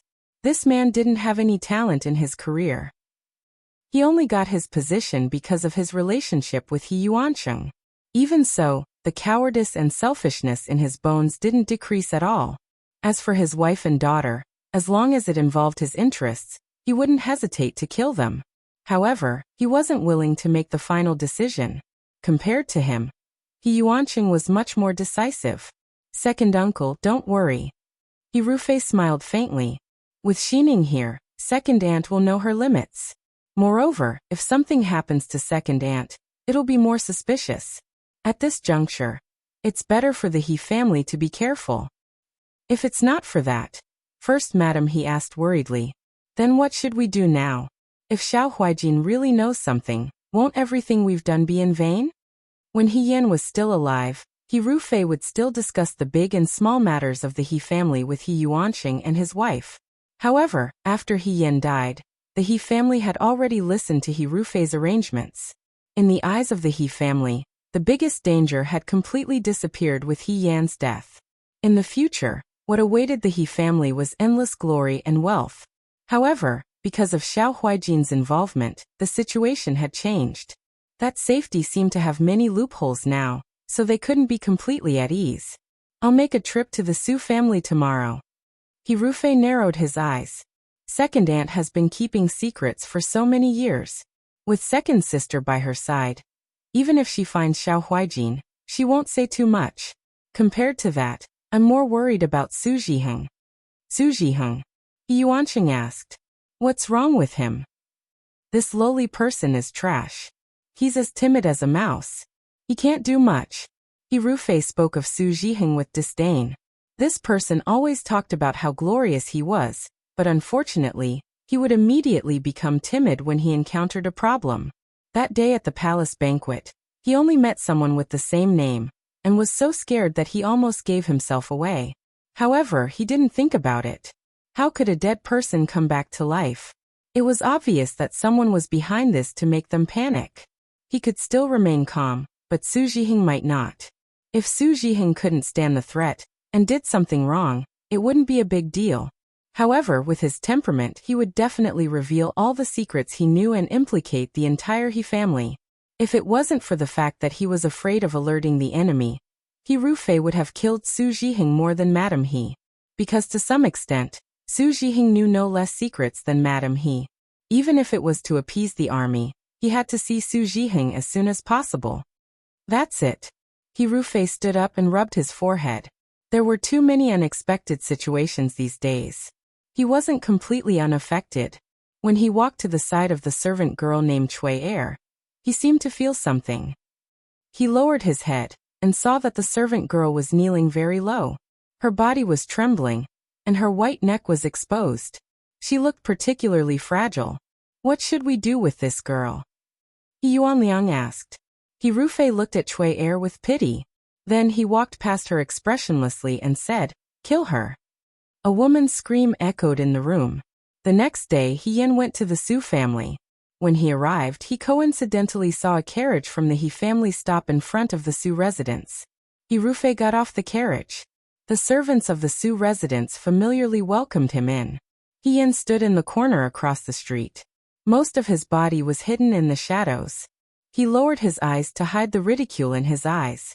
In the eyes of outsiders, He Rufei probably came to see his sister. Only He Yen knew that He Rufei came in a hurry today. He just saw He Xining at Yuhua Temple yesterday. He was afraid that He Rufei came to see her today because he wanted to see her. She also understood one thing in her heart. There were spies from the He family around Madame He. It was very likely that she was no longer free. It seemed that her appearance more or less made He Rufei panic. There was no point in staying here. She turned around and walked to the tea house where she had agreed to meet Fu Wang. At the He family's residence, Su Zhiheng saw He Rufei. As if he saw his savior, he pulled him into the study and closed the door. He couldn't wait to ask, "How was it? Did you find out about that girl named He Yen? What is her background? Why did she come?" He Rufei looked at him contemptuously. "I haven't seen her for a few days. You're so scared that you don't even dare to go out? You don't know. You don't know." Su Zhiheng had a headache. That day when you didn't talk to Marquis Wuan, her demeanor and actions were very similar to He Yen. Moreover, I always felt that her eyes weren't that simple. Even if the dead can't be resurrected in this world, she must know something. She's coming for us. He Rufei sat down on a chair in the room and said neither quickly nor slowly, "Even if she's coming for us, it's not impossible." "What do you mean?" Su Zhiheng asked. "Didn't you doubt whether she's really He Yen?" He Rufei said. "Then kill her again. It doesn't matter if she's real or not. As long as she's dead, it's fine." "How is that possible?" Su Zhiheng was shocked. "She's Xiao Huijin's fiancée now. How would we dare to touch Xiao Huijin's people?" Su Zhiheng didn't have any connections with Su Xiang. For the Su family, it was natural to not have any conflicts with Xiao Ju if they could. They would not have any conflicts with Xiao Ju. He Rufei couldn't tell Su Zhiheng that Xiao Ju had already targeted the He family because of Su Xiang. Otherwise, with Su Zhiheng's cowardice, who was as timid as a mouse, he might tell Xiao Ju and try to get a chance to live. He Rufei said, "My people have already investigated. The He family once had an enemy in Shuajing. Although this matter has already been settled, and now because of Xiao Huijin, no one will take the initiative to mention it. However, one of their sons died, so they might have some resentment in their hearts. I'm guessing that the death of the Fan family's young master is more or less related to He Yen. If someone killed He Yen." He smiled slightly. "The Fan family's people seeking revenge is really a natural reason." Su Zhiheng was a little moved, but he still had some concerns. "If you do this, Xiao Huijin might find out. That's General Fengyan. I'm also General Fei Hong." He Rufei suddenly shouted. Su Zhiheng was shocked, but he saw that the man in front of him had an extremely gloomy gaze. It seemed that his words just now had touched He Rufei's sore spot. He reacted. "That's not what I meant. Forget it." He Rufei waved his hand impatiently. "I'll arrange this matter. You just need to know. During this time, don't do anything stupid and cause trouble for me. I didn't come here just for you today. Where's Xining? Why are you looking for Madame?" Yesterday, she and her mother went up the mountain to worship Buddha. On the way, they met Xiao Huijin and He Yen. "I don't know what they talked about," He Rufei said. As soon as he said this, Su Zhiheng immediately became nervous. "I'll find her immediately." He Xining was drying books in the courtyard. When she heard that He Rufei had come and took the initiative to call her over, her first thought was not happiness, but nervousness. Xiao Lu asked her, "Madam, why do you look so pale?" He Xining took out a mirror and saw that her lips were pale. She asked Xiao Lu to bring some lipstick to her lips and took a deep breath. Then she put on a smile and walked towards Su Zhiheng's study. When she reached the study, He Xining called out, "Husband, big brother." Su Zhiheng hurriedly asked her to sit down. Big brother passed by your residence today, so he came to see you. Su Zhiheng smiled. Big brother is very concerned about you. He Xining obediently thanked him. I heard that you and second aunt went to Yuhua temple to worship Buddha yesterday. He Rufei looked at He Xining and smiled. Second aunt's health has not been good recently. It's good to worship Buddha. He Xining nodded. Yes, I saw that mother's complexion was not good. I was also very worried. Father has already invited a famous doctor to the residence to nurse second aunt's body. You're just too worried. He Rufei comforted. Then he changed the topic and asked casually. I heard that the two of you also met General Fengyan and his fiancée at the temple yesterday? He Xining's heart tightened, but she did not show it on her face. She revealed a surprised expression. I didn't expect Big Brother to also hear about it. When Mother and I saw the two of them, we were quite surprised. We didn't expect that such a cold and indifferent person like General Fengyan would actually believe in Buddha. Believing in Buddha has nothing to do with this. He Rufei picked up the teacup and took a sip. He smiled and said, What did you talk about? He did not ask, Did you talk? But what did you talk about? It seemed that their every move in the temple had been known. He Xining was even more nervous. She did not know what happened to her mother when she returned to the He family last night. Looking at He Rufei's appearance, he seemed to know everything. But He Xining was not completely stupid. She sighed and looked a little sad. Big brother also knows that after big sister died, although mother did not say it on the surface, she was very sad in her heart. I heard that military governor Zhao's fiancée had the same name as big sister, so I wanted to go and see her. Mother only asked, You are Hien? I was afraid that I would offend military governor Xiao, so I did not wait for her to continue. I apologized to military governor Xiao and Miss He and pulled her away.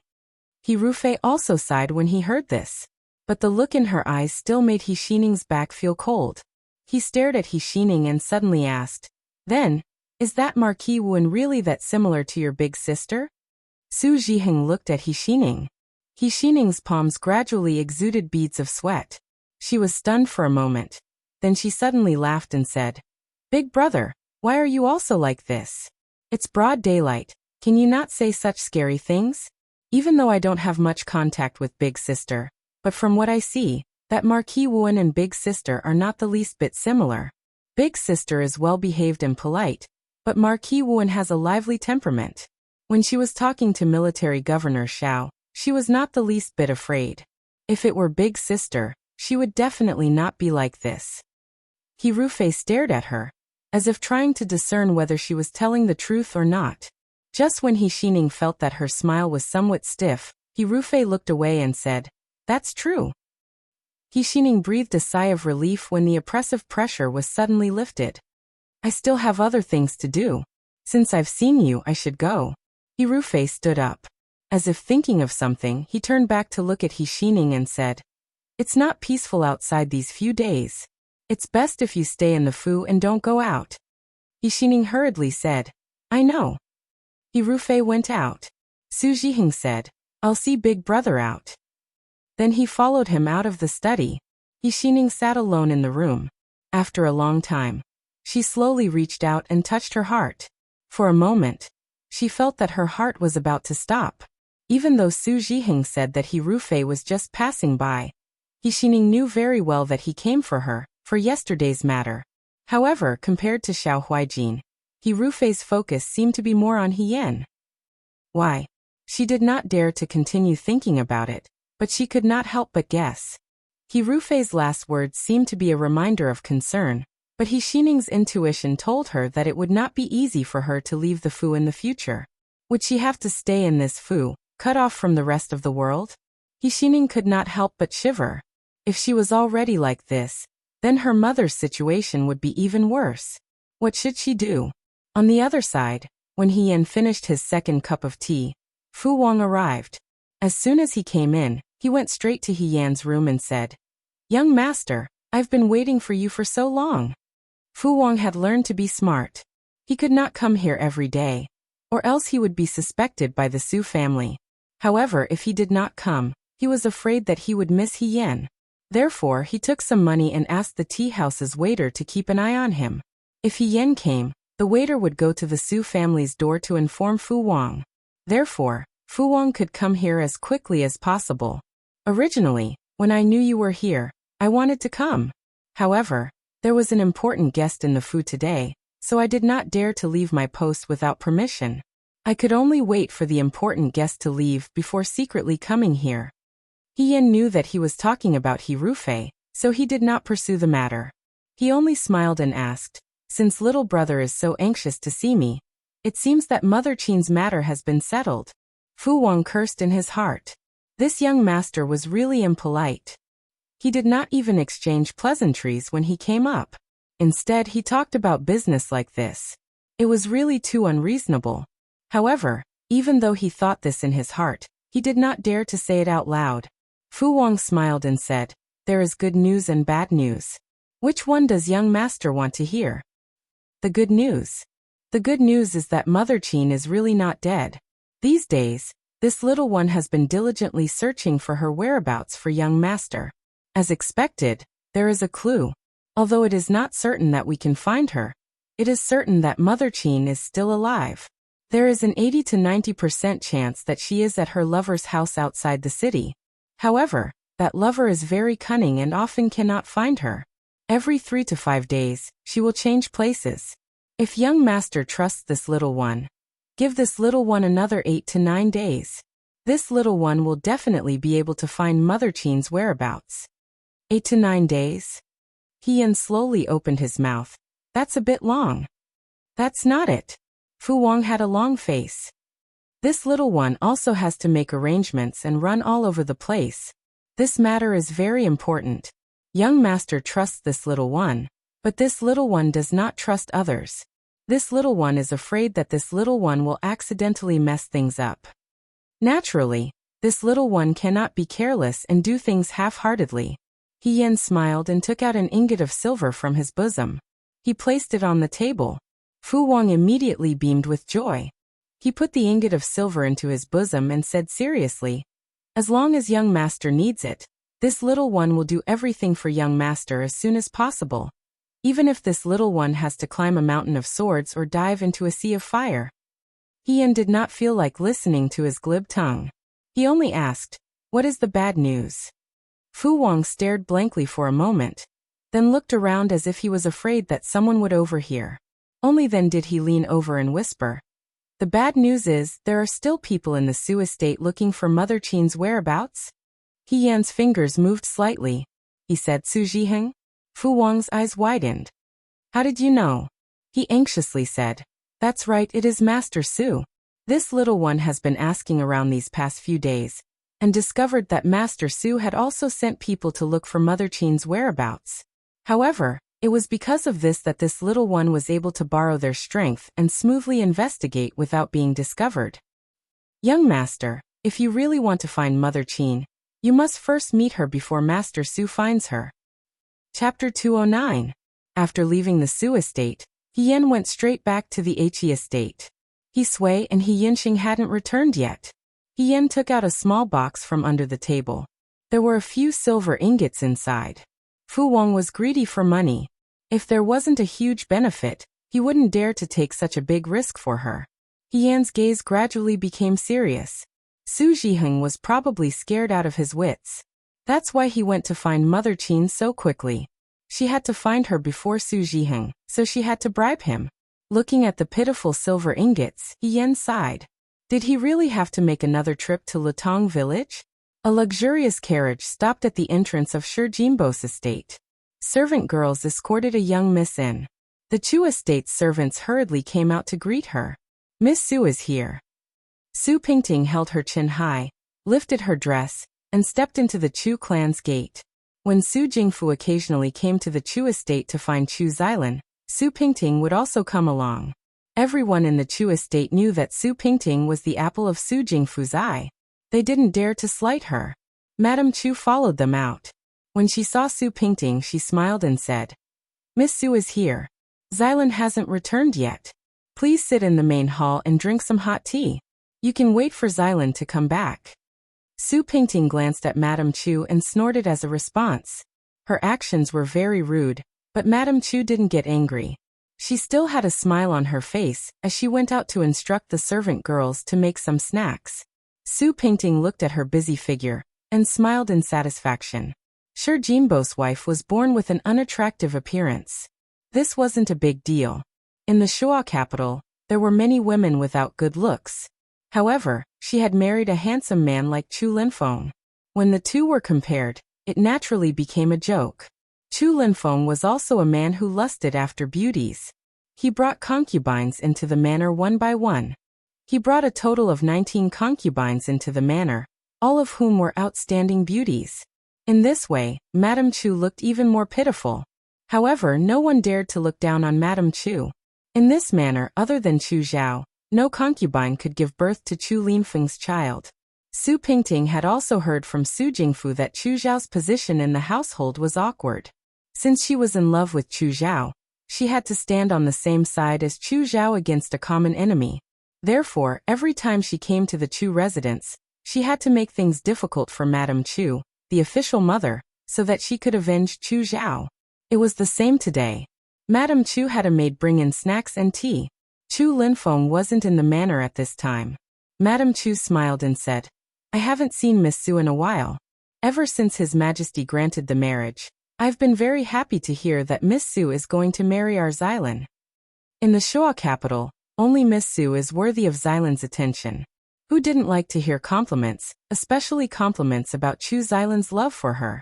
Su Pingting was a little proud when she heard that. She said, "Of course. No other woman is worthy of Brother Xylan." Madame Chu smiled and took a sip of tea. Her gaze landed on the maid behind Su Pingting, Mo Tai. Su Pingting noticed her gaze and said unhappily, "Why are you looking at my maid?" "I'm looking at how pretty Miss Su's personal maid is." Madame Chu gently stroked her hair and said unhurriedly, "After you and Xylan get married, Xiang, who is by Xylan's side, is also not bad. When you walk out, you will be a family of beauties." It would have been better if she hadn't mentioned this. As soon as she mentioned Xiang's beautiful face immediately appeared in Su Pingting's eyes. Mo Tai's looks were not bad, but compared to Xiang, it was far worse. Not to mention Mo Tai, there were countless girls in the Shuo capital, but there were only a few who could compare to Xiang. Speaking of which, Su Pingting suddenly realized that she had been seeing Chu Zhao these days, but she hadn't seen Xiang. "Where is that girl now?" Su Pingting asked. Xylan said that she doesn't need to serve him. She can just do some light work in the courtyard. Madame Chu smiled and said, "Miss Su, you know that Xylan has a gentle personality and is kind at heart. He's always very kind to girls. Xiang is his maid who grew up with him. She's more special than the other servants." Mo Tai couldn't help but say, "No matter how special she is, she's still just a servant." Su Pingting clenched her fists and her nails dug into her palms. Her expression was ugly. Xiang was a thorn in her heart. With such a vixen by Chu Zhao's side, how could she be at ease? If it weren't for Chu Zhao's protection, Xiang would have died 1,000 times over. When she was young, she once joked that she wanted to sell Xiang. Chu Xylan, who had always been obedient to Su Pingting, ignored her for half a month for the first time. At that time, Su Pingting understood that Chu Zhao wanted to protect Xiang. If she used the same method to deal with Xiang that year when she was interested in Chu Zhao would never forgive her. Su Pingting didn't want Chu Zhao and her to be estranged. She also didn't want Chu Zhao to think that she was a vicious woman. He had endured this for many years. However, she did not have an engagement with Chu Zhao. Could it be that in the future, when she became Chu Zhao's wife, she would have to tolerate a vixen hanging around under her nose every day? Madame Chu took in Su Pingting's expression and sighed. Miss Su is still young and hasn't been the head of the household. However, once you get married, your life will be completely different from when you were a young lady. You see, there are a total of 19 concubines in the Chu estate. All of them treat me with respect. It doesn't seem bad. Do you really think I don't have any grudges? A woman can be jealous and throw a tantrum before she gets married. But if she's still like this after she gets married, others will say that she's jealous and impolite. Su Pingting was furious. Who dares to say that I'm jealous? Even if they don't say it, they still think so. Madame Chu said with a smile. Therefore, if Miss Su has someone she doesn't like, you must send that person away before you get married. Otherwise, it'll be a small matter if they stay in the estate and affect your relationship as a married couple. You're still young. It won't be good if you hurt your relationship. Madame Chu's words were full of concern and her face was full of smiles. Su Pingting knew that Madame Chu was trying to drive a wedge between them. However, what Madame Chu said was what she cared about the most. Keeping Ying Xiang was like leaving a thorn in her heart. If she didn't remove this thorn, she wouldn't be happy for the rest of her life. What if the person I want to get rid of is protected by someone else? Su Pingting asked. Chu Linfeng found 19 beautiful concubines. Among them, no matter how smart or stupid they were, none of them could compete with this average-looking woman in front of her. To be honest, Su Pingting quite admired Madame Chu. If she didn't have some tricks up her sleeve, how could she control the Chu estate? That's easy, Madame Chu said. I heard that the Prime Minister was the Crown Prince's teacher. The Crown Prince lacks smart and considerate people. If Your Highness the Crown Prince asks for it, who would dare to refuse? Su Pingting's eyes lit up. She had forgotten that she couldn't do anything to Ying Xiang, but the Crown Prince could. How could Chu Zhao refuse the Crown Prince? For a moment, Su Pingting was overwhelmed with emotions. Even Chu Zhao didn't want to wait. He stood up, glanced at Madame Chu, and smiled for the first time today. Thank you, Madame Chu. I still have something to do today. I'll come another day. He hurriedly left with his maid. After Su Pingting left, the smile on Madame Chu's face faded. The servant next to her whispered, Madam, if the Crown Prince really wants Ying Xiang, there's nothing the fourth young master can do. Chu Xilan has always been wise to protect himself. No matter how much he loves that girl, he won't destroy his future for a lowly servant. I never thought that he would go against the Crown Prince. Then you, Madame Chu picked up the teacup in front of her and took a sip. After a while she said, it was Su Pingting's idea for Ying Xiang to be taken away by the Crown Prince. I will naturally let Chu Xilan know about this. That lowly bastard is very vengeful. He doesn't show it on his face, but he's probably very angry inside. I want him to fight with the Su family. You also know, Madame Chu sneered. If he fights with the Su family, the only result is death. I'll wait for the day he dies. He Yan didn't know anything about what happened in the Chu family. She hadn't seen Chu Zhao since the celebration banquet. She thought that he was probably busy with his marriage with Su Pingting. After all, the Su family valued this daughter very much. That day He Yan went to pick up He Yinsheng from school in the evening. It was early winter in the capital, so the sky got dark early. There weren't as many people on the streets as usual. Other than the hawkers who sold hot soup, people still preferred to stay in warm houses. A group of young men walked out of Helu Academy. He Yinsheng was surrounded in the middle. The situation was completely different from the last time He Yan came. Yinsheng, in the future, your brother-in-law will be the famous General Feng Yin. You're still the best. How can this be called Yunsheng's best? This is called Yunsheng's sister's best. Can your sister do this? She can't do it. He Yan listened by the wall, and felt that something was wrong. Why did it sound like they were scolding her? Now in the academy, He Yinsheng had changed from being ignored by everyone to someone who wanted to get close to him. It was just that he had a sister who was a marquis and a brother-in-law who was a general of the clouds. There were even shameless people who wanted to go to his house as a guest. Bah! He didn't even know that person. It wasn't easy to get rid of this group of sticky candy. He Yinsheng carried a cloth bag and walked home. Someone patted him on the back. When he turned around, He Yan reached out and rubbed his head. Why are you walking so fast? Are you in a competition? He Yinsheng was stunned and looked around. Why are you here? I dealt with some business today, He Yan said seriously. I passed by your academy on the way home. I was waiting for you to go back together. Don't come to the academy to find me in the future. He Yinsheng walked forward in a bad mood. I don't know what these lunatics will do when they see you. He Yan smiled and guessed what happened to this young man. He said, I know.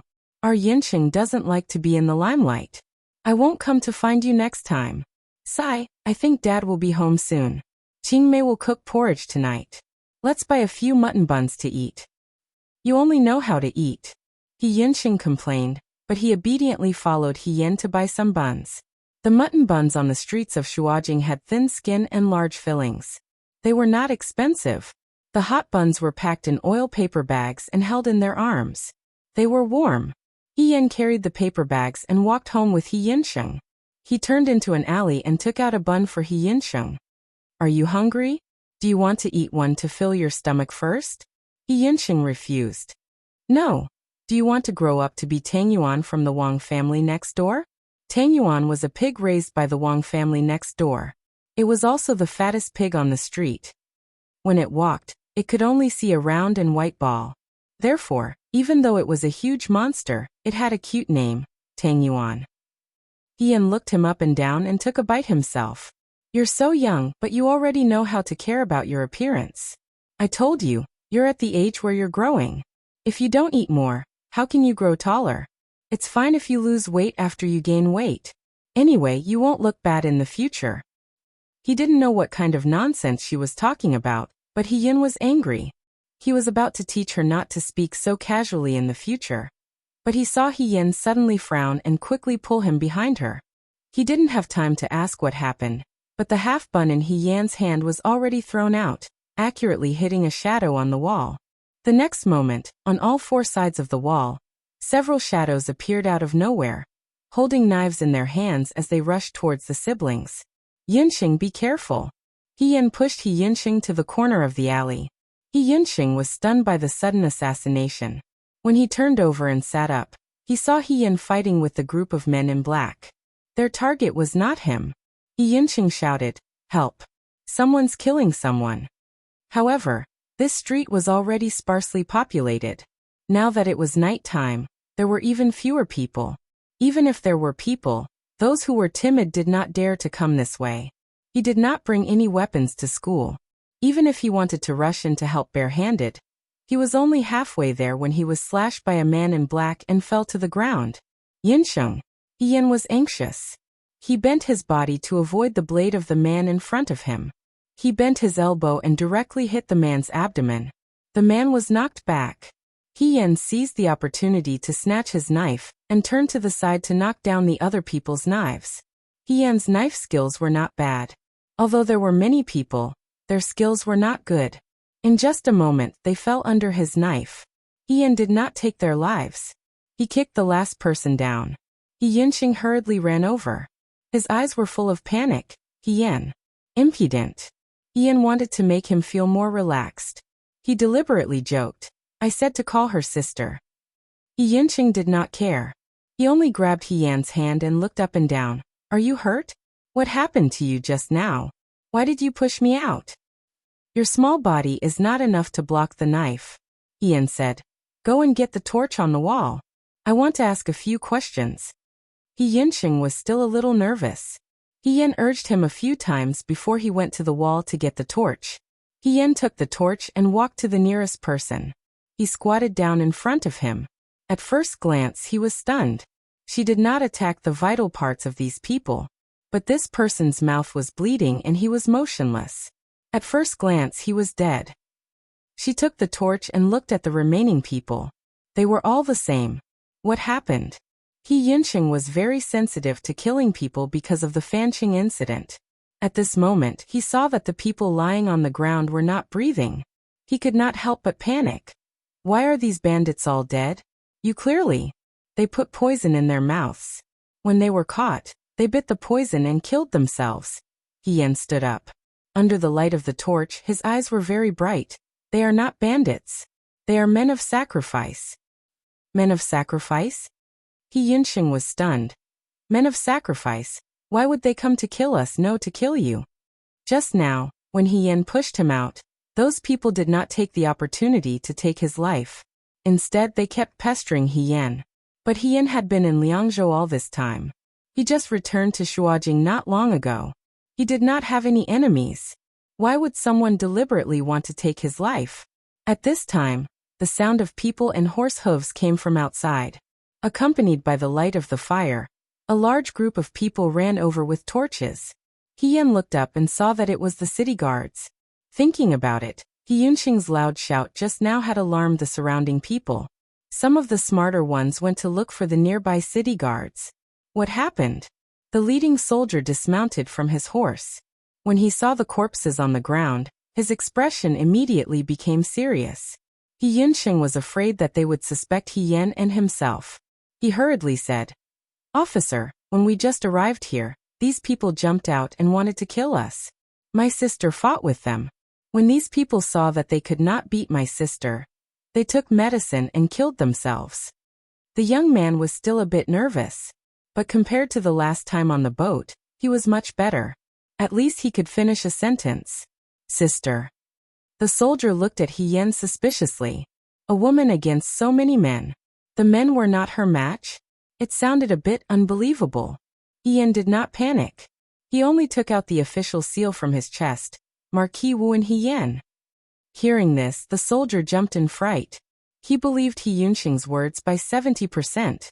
Who did not know about Marquis Wuan? That beautiful woman who was conferred the title of Marquis. She was also the sweetheart of the Right Army commander. So it's Marquis Wuan. After confirming that the official seal was real, the soldier's attitude became much more respectful. Looking at the corpses on the ground, he still had some doubts. "You're saying that these people ambushed you and wanted to take your life?" He Yan nodded his head.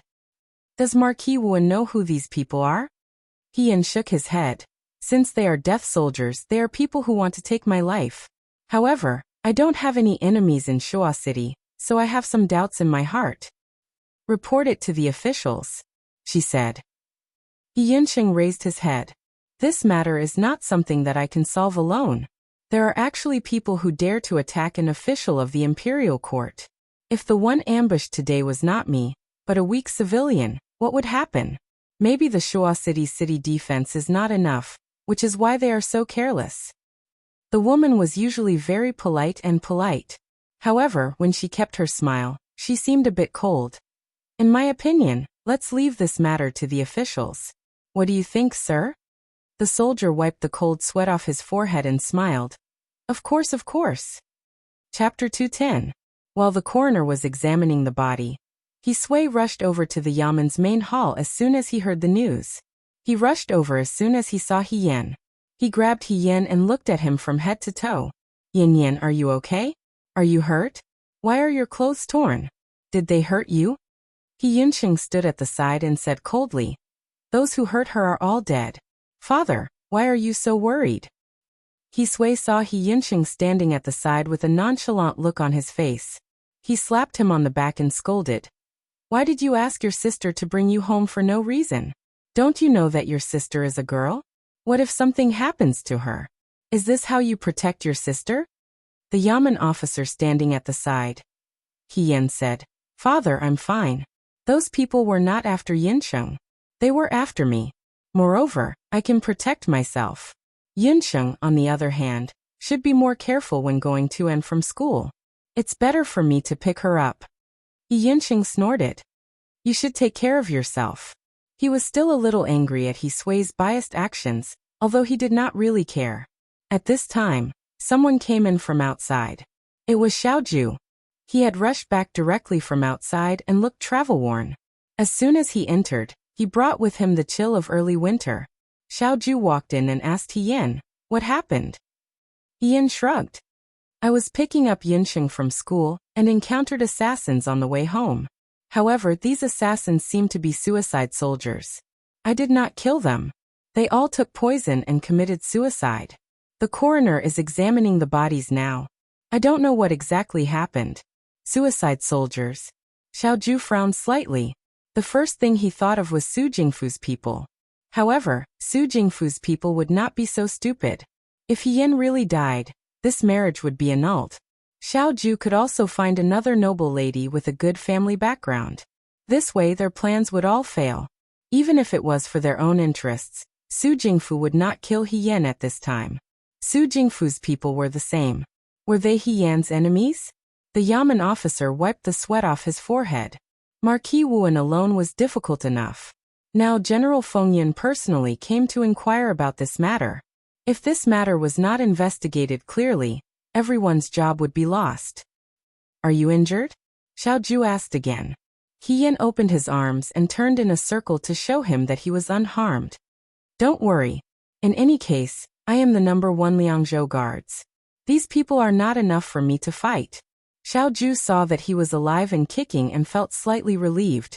When Fei Nu received the news, he was with Lin Shuanghe to see the 2 dying brothers that day. When he received the news, he immediately rushed over.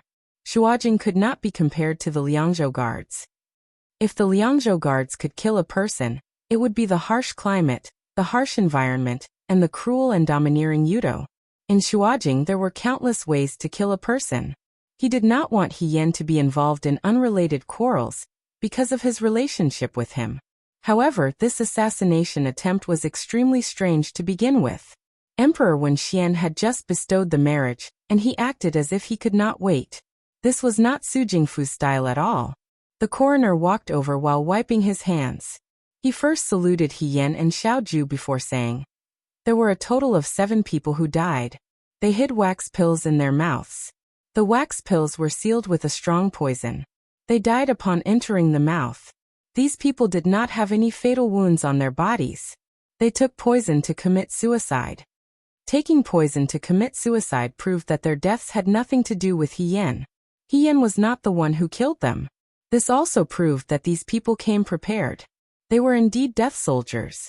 Who are the other party? He Yunqing could not help but ask.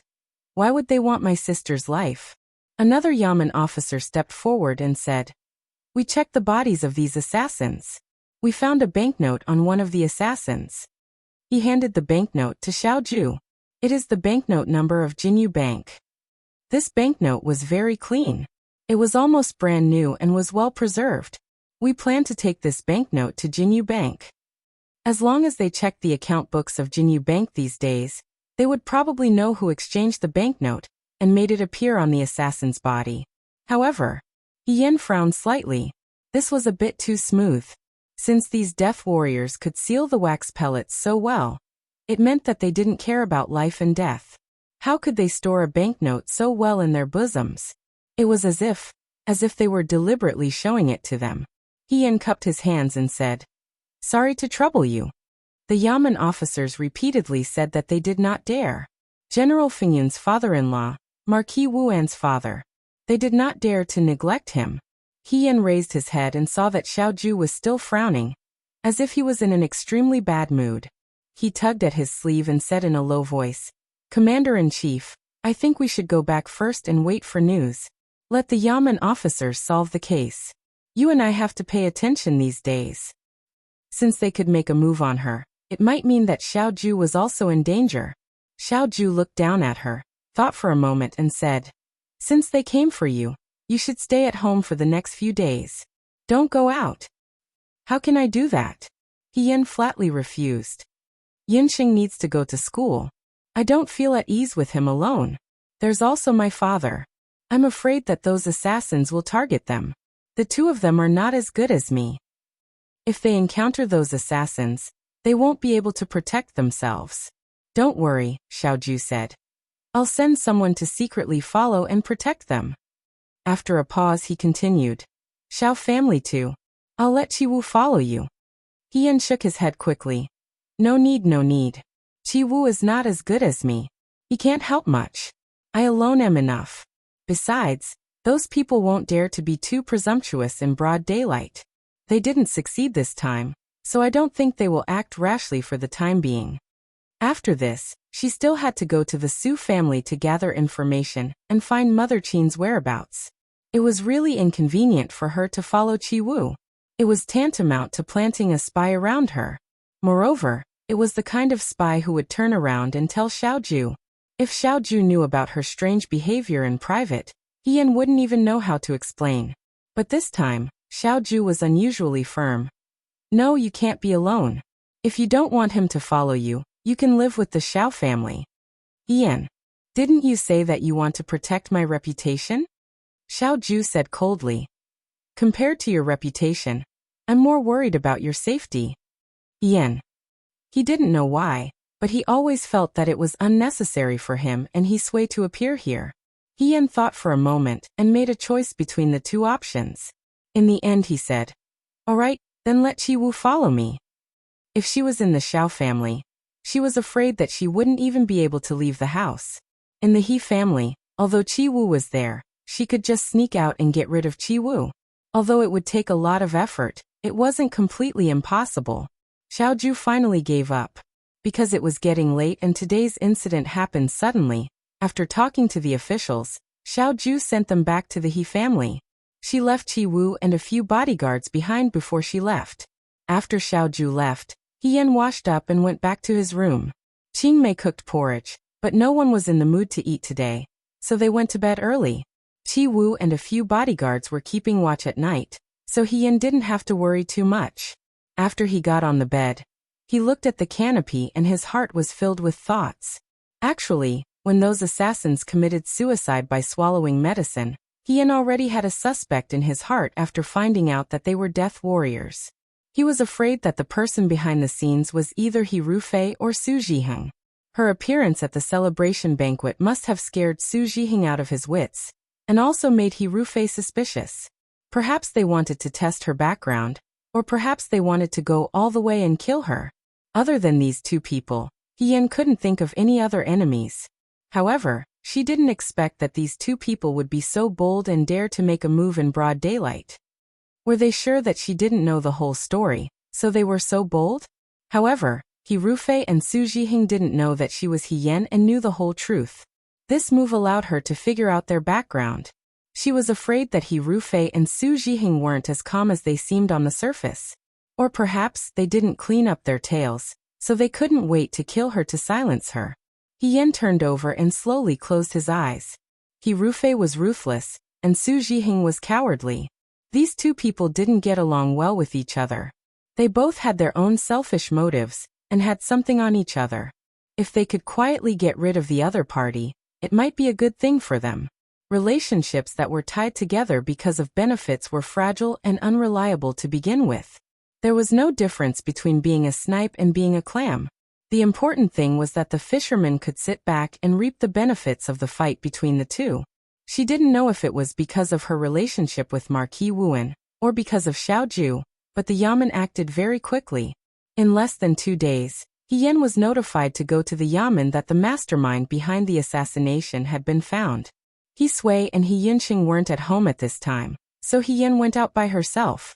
Qi Wu followed her all the way to the Yamen. When they arrived, they bumped into Xiaoju, who was getting off the carriage and walking inside. "Governor, why are you here?" He Yan asked curiously. "They also informed you?" Xiaoju nodded. He Yan didn't say anything else. She only thought that the people in the Yamen were really lackeys. She was clearly the victim, but they went ahead of her and informed Xiaoju. When they walked in, Official Liu, who was in charge of the case, invited them to sit down in the hall and ordered his subordinates to serve them tea. "Official Liu," He Yan went straight to the point. "Have you found the mastermind behind the assassination?" The bailiffs went to Jinyu Bank and checked their account book. They found that the banknote was exchanged from the Fan family 5 days ago. Official Liu looked at He Yan and hesitated for a moment. He seemed to be very conflicted. In the end he had to ask, "Does Miss He still remember the Fan family in the capital?" After saying this, he quickly glanced at He Yan. If he had a choice, he really didn't want to take this case. This case was a tricky one no matter how he looked at it. If he wasn't careful and didn't satisfy these two people, his official career might come to an end. Especially now that the mastermind behind the assassination had been found, he felt a headache. The relationship between the Fan family and He Yan was unclear.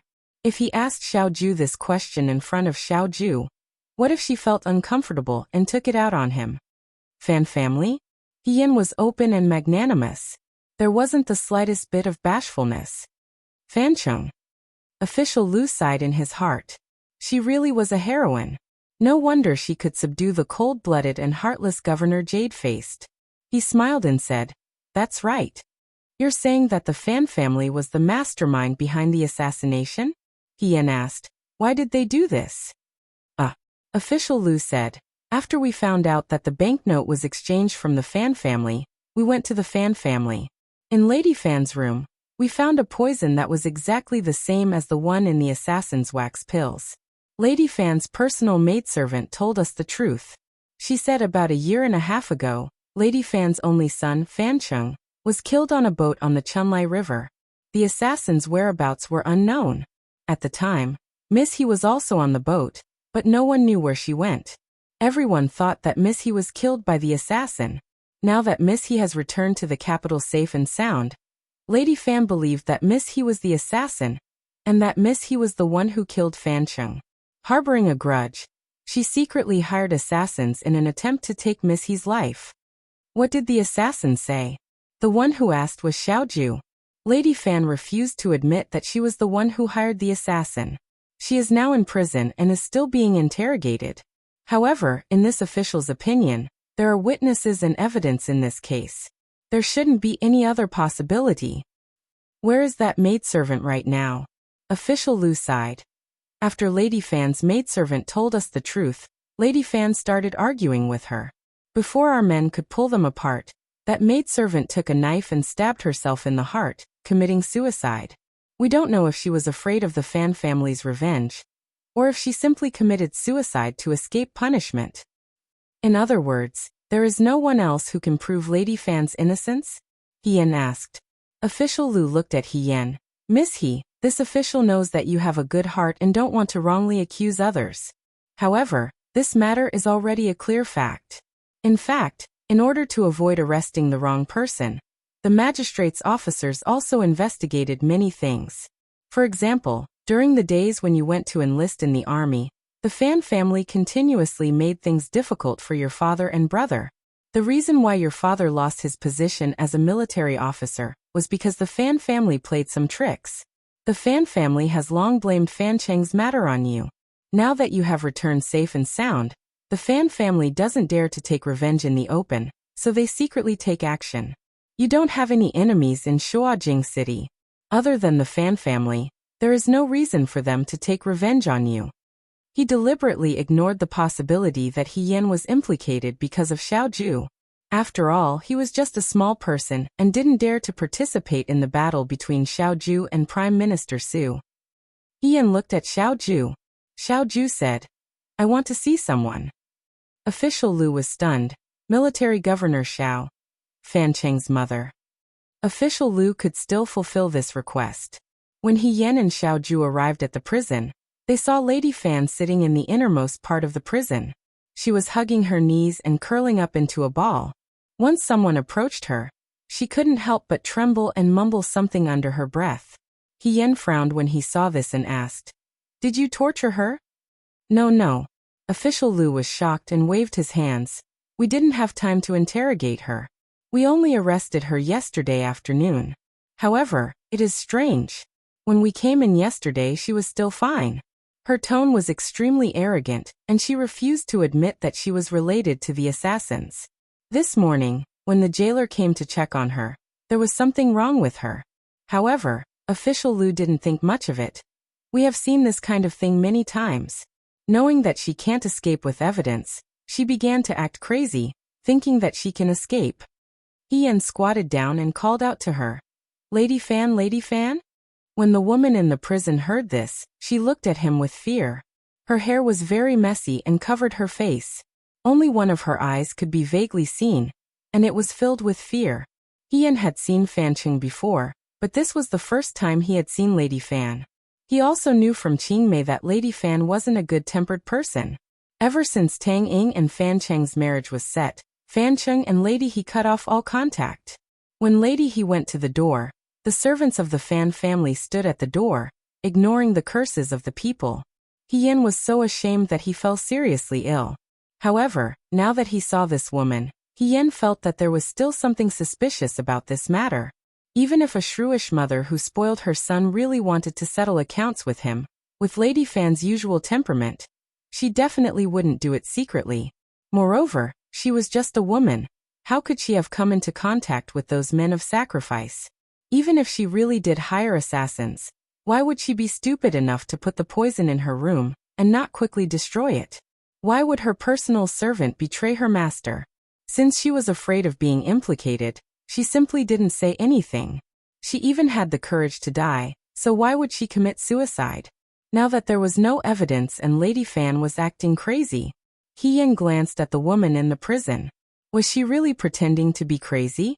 Official Lu looked at He Yan's actions and his heart broke out in cold sweat. This Marquis Wen really didn't avoid taboos. In front of her own fiancé, she dared to show such concern for her former lover's mother. Even if the other party wanted her life, she was magnanimous and didn't care. However, from Fan Cheng to Xiaoju, the He family's eldest daughter's foresight had indeed improved by leaps and bounds. He Yan stood up. Let's talk outside. The few of them walked out of the prison. Miss He, Military Governor Xiao, this case, she's not the murderer. Without waiting for Official Lu to finish, Xiaoju interrupted him. Official Lu froze for a moment. But the evidence is already complete.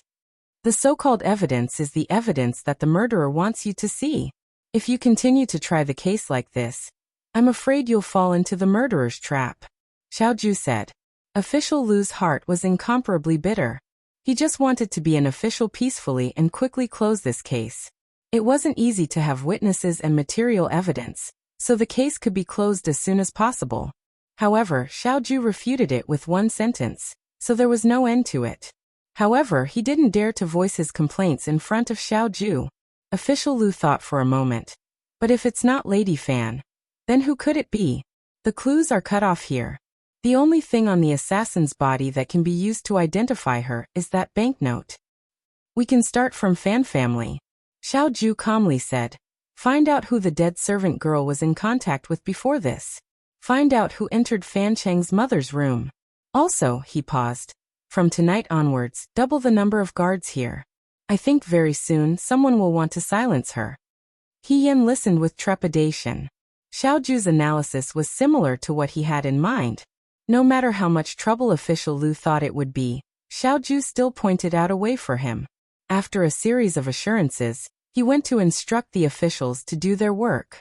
He Yan and Xiaoju walked out side by side. For a moment, the two of them were silent.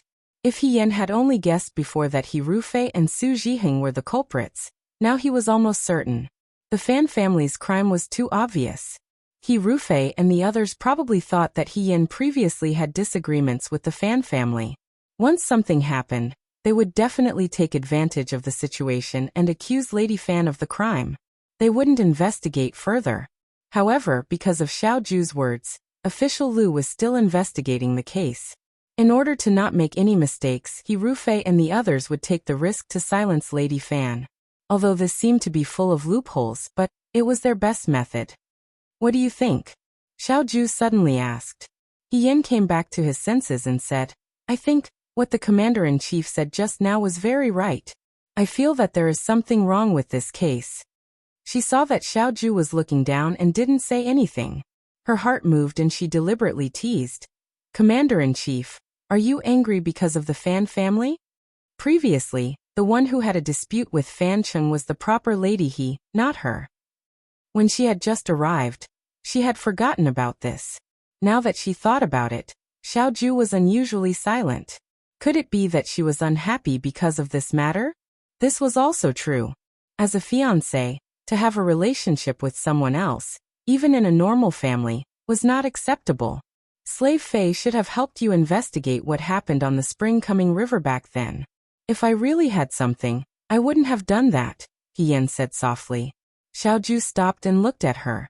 The young girl's eyes were lively, like a child who had done something wrong. She was a little embarrassed, a little fawning, and a little smiling. It was impossible to tell that she had experienced a thrilling pursuit a few days ago. If it was in the past, he would probably follow He Yan's words and casually tease her. But today was different. He Yan. He called He Yan by her name. Are you hiding something from me? He Yan paused and smiled as usual. She looked up at the person in front of her and said, No. Why do you say that, Commander-in-Chief? The young man stood in the same place and looked down at her. His tone was gentle, but his gaze was as sharp as a knife. He was silent for a moment before he asked, You really don't know where those assassins came from? For a moment, He Yan felt as if he had seen through everything and knew everything. However, after a moment she said in confusion, Commander-in-Chief, what do you mean by that? If I knew where the assassins came from, I would have directly told official Lu and let him catch them. Why are we still wasting time here? He Yan's expression was relaxed, but her heart was beating very fast. She did not know if Xiaoju had found any clues. She could not tell Xiaoju these things. She also did not know how to explain these strange, crazy, and tragic and disgusting actions. She could not tell Xiaoju. Xiaoju looked at her steadily. After a while she said lightly, "It's fine." Chapter 211. In the next 2 days, He Yan waited for news from the Su family's Fu Wang.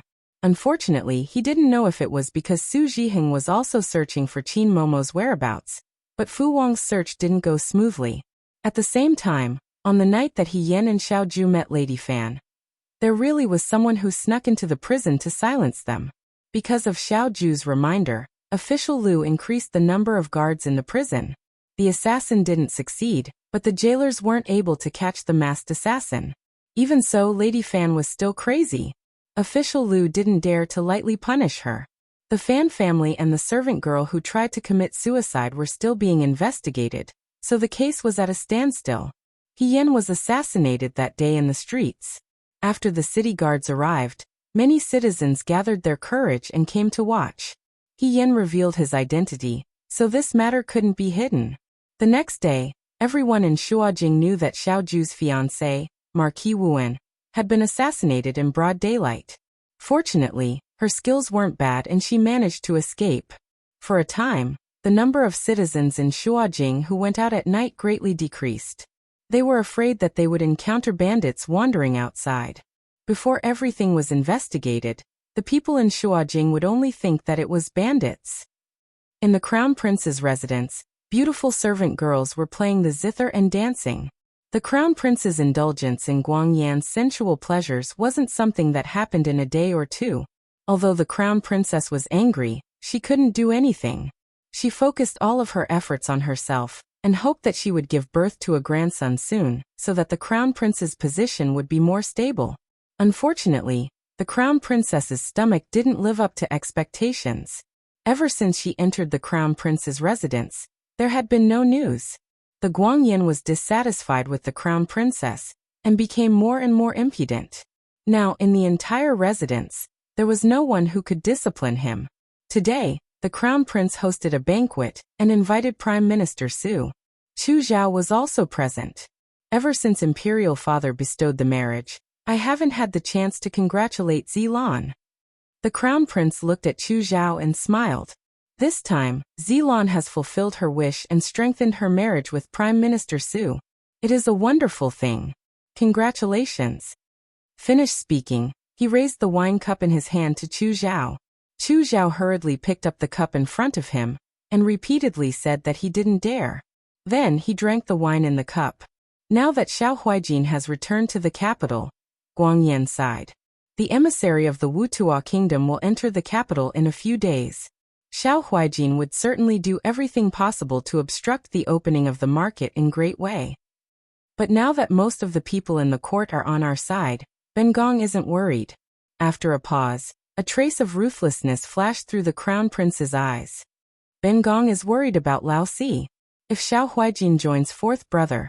In the imperial court, although Guang Shui did not have as many connections as Guang Yan, and concubine Lan's family was not as powerful as Empress Zhang's, they had a natural advantage that they did not have. Emperor Wenxian's favor.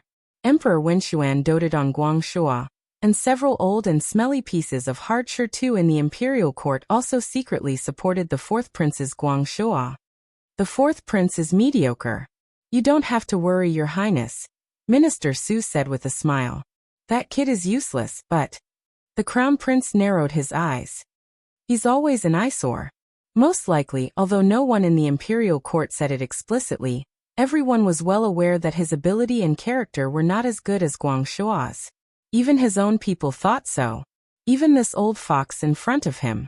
The Crown Prince's gaze swept past Minister Su, and he thought of another interesting matter. Xilan. The Crown Prince suddenly looked at Chu Zhao. I heard that you have a servant girl who is beautiful and clever. Is that true? Chu Zhao heard this and felt as if a basin of cold water had been poured over his head. Slowly it turned to ice. However, he did not show it on his face. He respectfully replied, "That is true. If you have such a beauty, why don't I see her by your side?" The crown prince asked with a smile. However, there was no smile in his eyes. Why? Of course, it was because if the crown prince saw Ing Xiang by his side, it would be impossible for her to continue staying in the Chu family. For a long time, with the crown prince's Guangyan personality, as long as there was a beautiful woman, he would kidnap her and bring her to his fu. Ing Xiang's appearance would only bring her trouble. This girl's hands and feet are not clever, and because she is too beautiful, it is not convenient to keep her by my side. This lowly official has always had her stay in the fu and do some rough work. Hearing this, the crown prince laughed loudly. Xylan, you are wasting God's gift. You don't know how to care for women. In the future, when you marry Ping Ting, you need to change. Otherwise, Minister Su will not be happy. Su Jingfu only sat to the side and drank tea with a smile. It was as if he did not hear the crown prince's words. Chu Zhao appeared to be at a loss. Since it is a waste to keep her in your fu, why not give her to me? The crown prince said nonchalantly. I lack such a clever servant girl. The Eastern Palace is not lacking in food to feed one more person. What do you think? Chu Zhao paused and raised his eyes to look at the Guangyan. The zither music in the hall had stopped at some point, and the dancing servant girls had quietly retreated. In the silence, the air was stagnant like sticky blood, and there was a nauseating feeling of suffocation. The young man's face could be considered handsome, but it was unknown whether it was because of excessive indulgence, but there were obvious dark circles under his eyes. When he looked at people, there was always a trace of ruthlessness and mania. Even though there was a smile on his face, there was a trace of contempt in his eyes as he stared at Chu Zhao. That was disdain from the bottom of his heart. It was the contempt of a superior looking at an ant. What? The crown prince said jokingly. Could it be that Xylan can't bear to part with her? Su Jingfu only looked at the teacup in front of him, and did not say anything. Chu Zhao stood up and walked to the crown prince. He bowed down. How could Xylan dare? Ing Xiang was chosen by your highness to serve your highness, and it is Ing Xiang's fortune. It's just that this servant girl is clumsy, and I'm afraid she will offend your highness. Since your highness has decided, when this official returns to the fu, I will immediately send Ing Xiang over. His respectful attitude clearly pleased the crown prince. The crown prince waited for Chu Zhao to kneel for a while before he stood up and helped him up. He smiled with satisfaction. There is no need to bow. You are someone close to me. After she is sent to the fu, I will take good care of her. Chu Zhao expressed his loyalty again, and after the crown prince was greatly pleased, he returned to his seat and sat down. There was good wine and delicious food on the long table. He held his chopsticks and drank with a normal expression. It seemed that he was not affected by this matter at all, but when he stopped drinking, his gaze fell on Su Jingfu beside him. The old man's face was kind and affectionate, and he seemed to be somewhat open-minded. He looked over with a smile, just like his master's gentle smile when he became his disciple. Chu Zhao also returned a smile to Su Jingfu and raised his cup to congratulate him. If one looked carefully, one could see that the fingertips of his other hand under the table were embedded in the palm of his hand, and there were traces of blood that were neither deep nor shallow. By the time they returned to the Chu family, it was already very late. Stepping into the fu, the smile on Chu Zhao's face disappeared completely. He was used to wearing a cultured and refined smile, even when facing the servants of the Chu family. Today, it was as if he could not bear it. As soon as he entered the fu, his face was so ugly that it seemed like water would drip from it. The servants did not even dare to approach him. Everyone in the Chu family knew that this fourth young master was extraordinary. When he was first sent back to the fu, everyone thought that this fourth young master would not live long. An outside wife, and a lowly child born of a brothel girl, would not be tolerated by Madame Chu. Before Chu Zhao met Su Jingfu, he also had a difficult time. Although he had Chu Linfeng's protection, Chu Linfeng was not a father who cared about his son. In a corner that Chu Linfeng could not see, Chu Zhao was often beaten up. However, this child was very good at enduring. He endured until good luck came. Prime Minister Su Jingfu picked him, and soon he became Prime Minister Su's favorite student. After that, Chu Zhao skyrocketed. Gradually, Madame Chu could no longer touch him. Chu Linfeng listened to his son's every word, but Chu Zhao's temperament did not change. He was very gentle to the servants of the Chu family, as always. After a long time, many of Madame Chu's servants also secretly sought refuge with Chu Zhao. Even a fool would know which master to choose from, who had a better future and was more gentle and considerate. But today, Chu Zhao's good manners and good temper seemed to have run out of patience. As soon as he walked into his courtyard, he saw the familiar lantern swaying at the door. Chu Zhao walked in, and Ying Xiang came forward to greet him. Fourth young master. He walked into the room without saying a word. Perhaps his expression was too strange today. Ying Xiang was startled and followed him in. Standing beside Chu Zhao, she asked softly, "Fourth young master, did something happen?" Chu Zhao looked up at the woman in front of him. Ying Xiang was very beautiful and charming. She was like a painting as she stood here. Her beauty was more beautiful than a flower. Her appearance was enough to enter the palace. In the Chu family, if it were not for the fact that it was inconvenient for him to do anything to her, Chu Linfeng would have already made Ying Xiang his 20th concubine. It was hard to imagine how Ying Xiang's parents, who looked so ordinary, could give birth to such a beautiful face like Ying Xiang. The first time Chu Zhao saw Ying Xiang, it was in front of the brothel. Ying Xiang's father, a gambler, was holding her wrist and bargaining with the brothel's madam to see if he could sell his daughter for a higher price. Ying Xiang's mother, a pregnant woman, just stood aside and cried silently. She did not dare to say anything. At that time, Chu Zhao was only 9 years old. He had just been with Su Jingfu, and Mrs. Chu did not dare to bully him openly. Ying Xiang looked to be the same age as him. Her clothes were very shabby, but her skin was very white. Although she did not dress up, he could see that she was a beauty. Her expression was very calm, and she did not cry or make a fuss. She just stood there. When Chu Zhao stopped across the street to look at her, the girl raised her head and looked at him. There was no expression on her face, but he seemed to be able to see her deep sadness and despair through her eyes. It was as if she had surrendered to her fate and was powerless to resist. In that moment, Chu Zhao thought of Yi Runmei. He ordered his servant to buy Ying Xiang for 2 silver coins, and went back to tell Chu Linfeng that he was lacking a personal maid. Chu Linfeng thought that Chu Zhao had other thoughts. He was a romantic, so he was not angry at his son's behavior. Instead, he was very appreciative of it.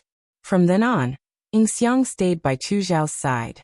In these years, Ying Xiang did not talk much. What was different from her beautiful appearance was her quiet and obedient personality. She was also becoming more and more beautiful.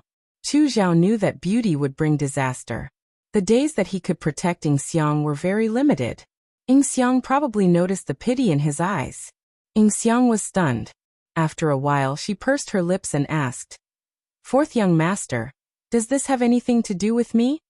"I went to the Crown Prince's palace today," Chu Zhao said. "The Crown Prince knows about you." The room was silent for a moment. After a while, Ying Xiang said calmly, "I understand." Her answer was obedient and gentle, just like when she was about to be sold by her biological father outside the brothel. She naturally accepted her fate, as if she had expected it. Chu Zhao moved his lips and finally spat out 2 words. "I'm sorry." Ying Xiang smiled. She walked to the table and poured tea for Chu Zhao as usual. The tea was simmering on the stove in advance. This way, when Chu Zhao came back, he would drink hot tea. On such a cold day, he needed to drink hot tea to warm his stomach.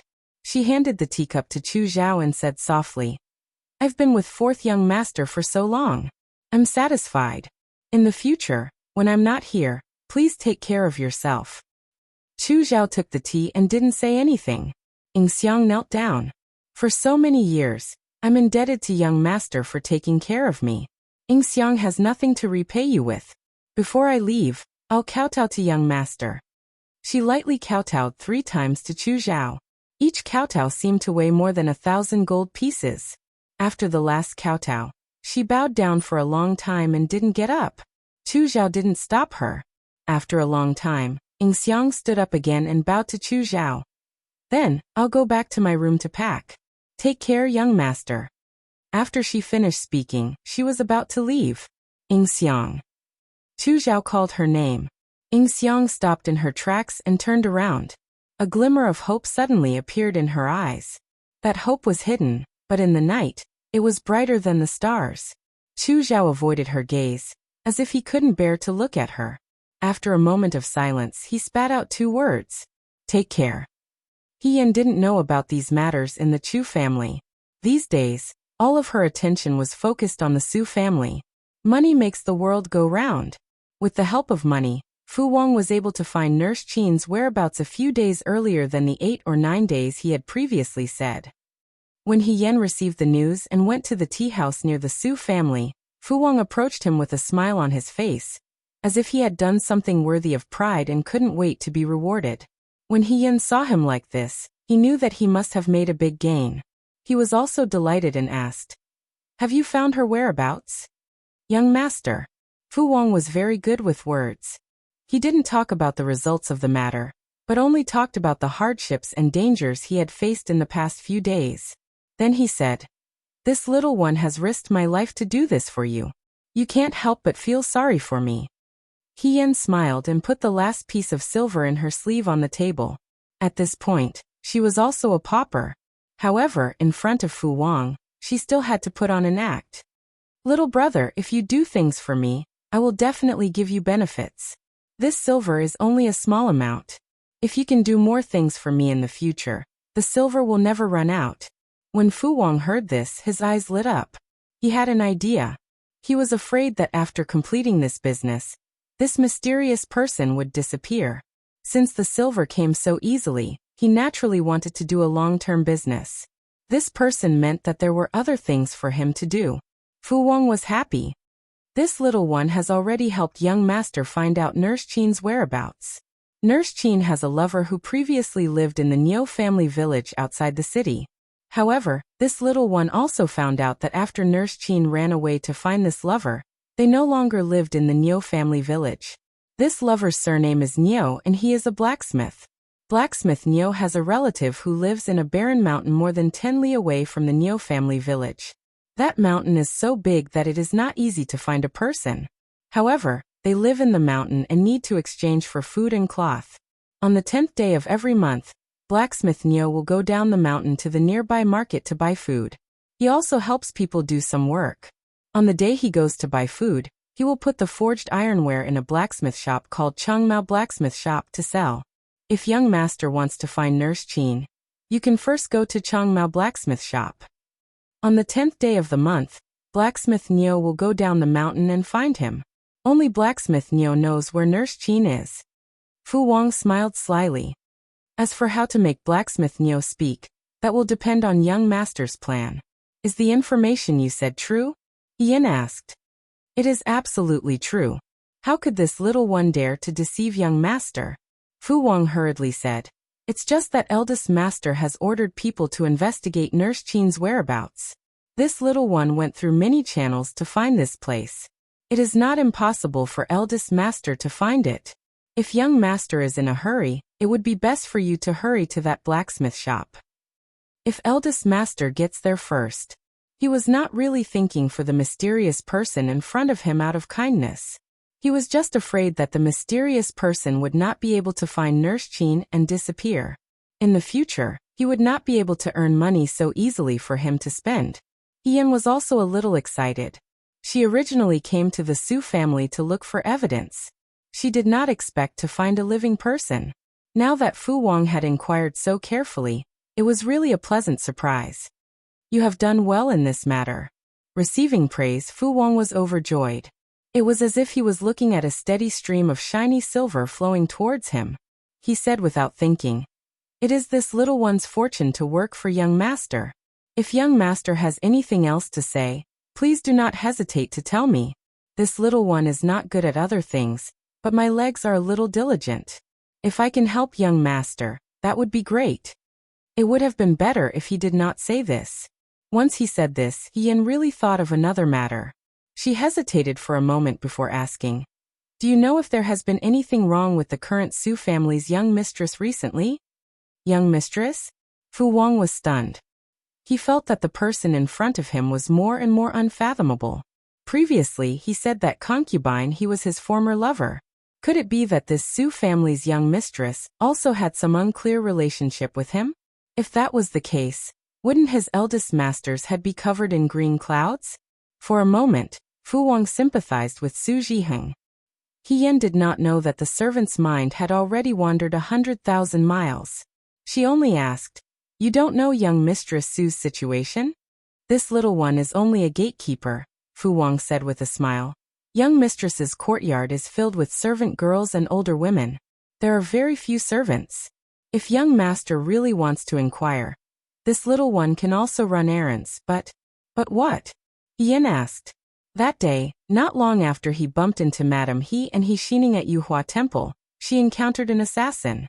Yan thought about it and felt that He Rufei was definitely involved. Although He Xining did not know anything, with He Rufei's cautiousness he might not let her go. Although he did not spend much time with his younger sister, Yan did not want anything to happen to her. However, young mistress seems to be tired these days and has not gone out much. When Madame went out, she did not take her with her. Fu Wang said. Yan's heart tightened. Madame Su did not take He Xining with her when she went out. Originally, it was not a big deal, but after she went to Yuhua Temple, He Xining could not help but guess that He Xining was under house arrest by the Su family. "Fu Wang," Yan looked at the servant in front of him. "I want you to do one more thing for me. Keep an eye on young Mistress Su. If something happens to young Mistress Su, or if there are any problems, please go to the tea house and find the freckled waiter and inform him." Although Fu Wang was doubtful, he still nodded. "Okay." After the matter was settled, the two parted ways. Yan left first, followed by Fu Wang. When Fu Wang left, he didn't notice that in front of a silk cloth shop on the opposite side of the street, there was a figure hiding behind a pillar in front of the shop. It was only after his figure disappeared that the figure came out. It was a woman in black. At night, the door to the Xiao family's study was opened and someone came in. Xiao Ju hung the sword back on the wall and took off his outer clothes. Just as he turned around, someone knocked on the door. "Come in." The person who came in was Luaning, dressed in black. Xiao Ju did not look at her and walked to the table. There was a stack of letters on the table. He picked up a few and flipped through them. Luaning said, "The matter that young master asked this subordinate to inquire about, there are already some clues." The young man was taking out a piece of paper. Hearing this, he did not raise his head and only said, "How is it?" Luaning was somewhat hesitant.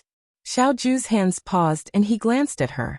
It was this glance that made Luaning make up her mind. She said in a low voice, "This subordinate has been waiting at the Su family's door for 3 days. Today Miss He came." The room was so quiet that a pin drop could be heard. Miss He and the Su family's doorman sat in a nearby tea house for an hour before leaving.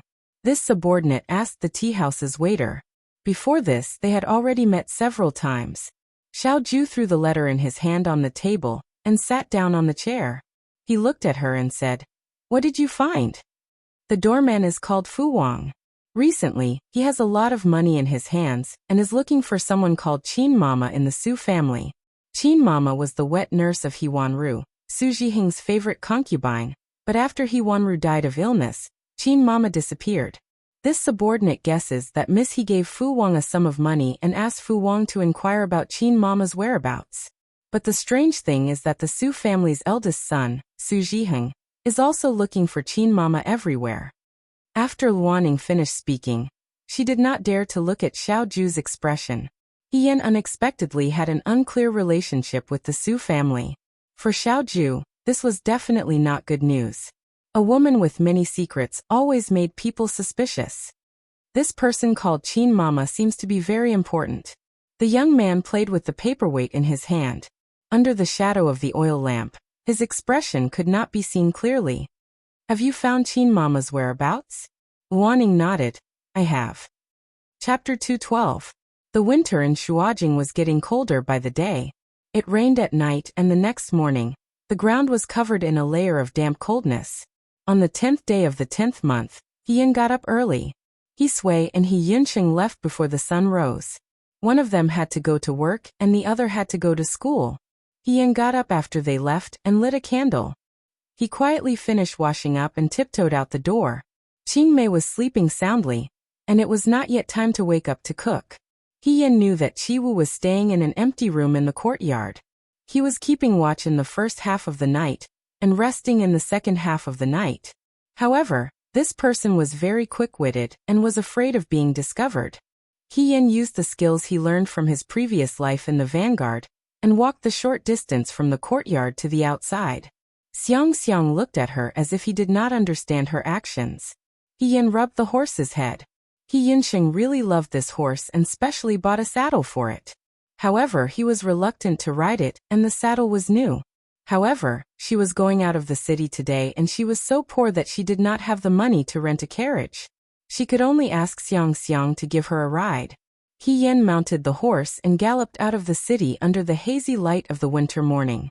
When the rooster crowed for the third time, Qingmei yawned and got up to boil water. The water stove was placed outside the courtyard and the kettle gurgled with steam. It gave off a bit of warmth in the cold morning. She first went to the kitchen and boiled the porridge. Then she went to the courtyard to add water to the stable's water trough. He Yinsheng loved the horse as much as his life. In the past, he would feed the horse himself. However, he was busy with his studies and left early and returned late every day. He really could not take care of the horse all the time, so he gave this glorious task to Qingmei. Qingmei did not dare to neglect and treated Xiang as the third young master in the residence. She took good care of him. In the past, when she walked to the stables, Xiang would hear her voice and pace back and forth. However, today he was unusually quiet. Qingmei was a little worried. Was he sick? Recently, the weather had been very cold. Even people could easily catch a cold, let alone horses. Qingmei walked to the front of the stable and took a look with the lantern in her hand. In a split second, she was stunned. A moment later, she came back to her senses and hurriedly ran towards He Yan's house. As she ran, she shouted, young lady, it's not good. Xiang has been stolen." The door was pushed open, and Qingmei's voice stopped abruptly. The room was empty, and there was no one in sight. Her heart was in a state of panic. She looked around but didn't see He Yan's shadow. After staring blankly for a moment, she burst into tears. Bang! The door was opened again, and a man's voice sounded in the courtyard. What happened? Qiwu rubbed his forehead. He had to admit that the He family was really too poor. Other than the 3 rooms in the courtyard, there were no other guest rooms. He Sui was an honest person. He wanted to give his room to Qiwu. He Yinsheng also reluctantly agreed to live in the same room as Qiwu, but Qiwu flatly refused. Although he didn't pay attention to his daily life, he didn't want to risk his life to become a bodyguard in someone else's residence to protect the master's safety. He even had to protect the master's main room. In the end, after thinking about it, He Sui could only vacate the innermost room in the courtyard, which was filled with junk. This room was very small. After removing the junk, there was only enough room for one bed. If Qiwu wanted to walk, he had to walk sideways. Although he was also a bodyguard in a Xiao family, the treatment was very different. Although the He family had tried their best to provide him with the best conditions, Qiwu often wished that he could pay out of his own pocket, so that the He family could move to a bigger residence. Last night, he kept watch for the first half of the night, and went back to his room to rest in the second half of the night. When he woke up at this moment, he heard this young maidservant crying her heart out, so he got up to ask. Qingmei turned around and was shocked to see Qiwu. Qiwu was usually quiet in the courtyard. He didn't eat with them and only slept in the junk room at night. He really didn't have much of a presence. Sometimes, Qingmei almost forgot that he was still in the room. At this moment, when Qiwu appeared, Qingmei seemed to have found a life-saving straw. She rushed up and said, "Young Master Qiwu, young Miss and Xiang are missing. They were taken away." Qiwu was speechless. He said, "I'll go and take a look." He Yan's bedroom was gaudy. There were fragrant sachets and red curtains hanging everywhere. Qiwu was shocked. If he didn't have to go in, he wouldn't want to see these things. He didn't expect He Yan to be so pampered under his casual appearance. He had to tell Bai Rongwei about this when he returned. When Bai Rongwei decorated Xiao Ju's room in the future, it would be exactly what He Yan wanted. He only took a few glances and walked out of the room. Qing Mei followed him. Young Master Qi Wu, how was it? She wasn't taken away. She left on her own. How is that possible? Qing Mei didn't believe him. How could young Miss leave on her own without saying anything? Even if she wanted to leave, she would have told us. Young Master Qi Wu. She looked at Qi Wu suspiciously. Don't tell me you're afraid that you can't report to Military Governor Xiao, so you're pushing the responsibility to our young miss? Qi Wu couldn't take it anymore. Young miss, look carefully. Before your young miss was taken away, she carefully folded the bedding. The bedding was folded using the method used by the new recruits of the Liang Province Guard. It was square like a square piece of tofu. It was obvious that it was made by He Yan. May I ask, which assassin would wait for someone to fold the bedding before taking them away? Qing Mei. But it's one thing to capture someone, but this one has never seen someone capture both a person and a horse. Qing Mei didn't say anything. After a while, she seemed to have forgotten all the accusations and suspicions she had for Qi Wu. She asked politely, then young Master Qi Wu, can you think of why young Miss left without saying goodbye? Forgive this one for not knowing. Qi Wu was also angry. There was only Qing Mei and him in this courtyard. Looking at Qing Mei's silly appearance, He Yan didn't need to go through so much trouble to sneak out of the fu. Without a doubt, it was to prevent him from following her. Now that she was gone, if the young master asked about it later, he would definitely be in trouble. He Yan left easily by herself, leaving him a mess of chicken feathers. He already knew that this trip to the He family wasn't going to be a good one. Sure enough, it was. What do we do now? Do we report it to the authorities? Qing Mei was at a loss. She could only stare at the only person in front of her who could still speak. Qi Wu said, no need. I'll go look for her. Since He Yan snuck out, it was very likely that she was doing something she didn't want others to know about. It wouldn't be good to report it to the authorities and blow up the matter. He had only taken one step when his sleeve was pulled. Qi Wu turned around to look. Qing Mei grabbed him as if she was afraid that he would leave without saying goodbye. I'll go with you. No need. I'm the only one in this courtyard. Even Xiang Xiang isn't here. The young maidservant pursed her lips as if she was about to cry. She forced herself to hold it in. Young Master Qi Wu, I'll go with you to look for her. Qi Wu. He was helpless. All right. He Yan could certainly guess how the family would be turned upside down after he left. However, she also believed that Qi Wu could appease Qing Mei, that crybaby. She had no other choice. If it wasn't for Mother Qin's good friend, Blacksmith Niu, who only went down the mountain to Changmao Blacksmith Shop on the 10th of every month, she wouldn't have thought of this idea. She couldn't let Qi Wu go with her. She could only sneak out. As for other things, she would wait until she found Mother Qin and solved this matter first. Ever since Xiang Xiang came to the He family, He Yan had been taking care of her. Occasionally, when he didn't have to go to school, he would take her to the nearby river to run. The little horse ran very fast. He Yan left the city very smoothly.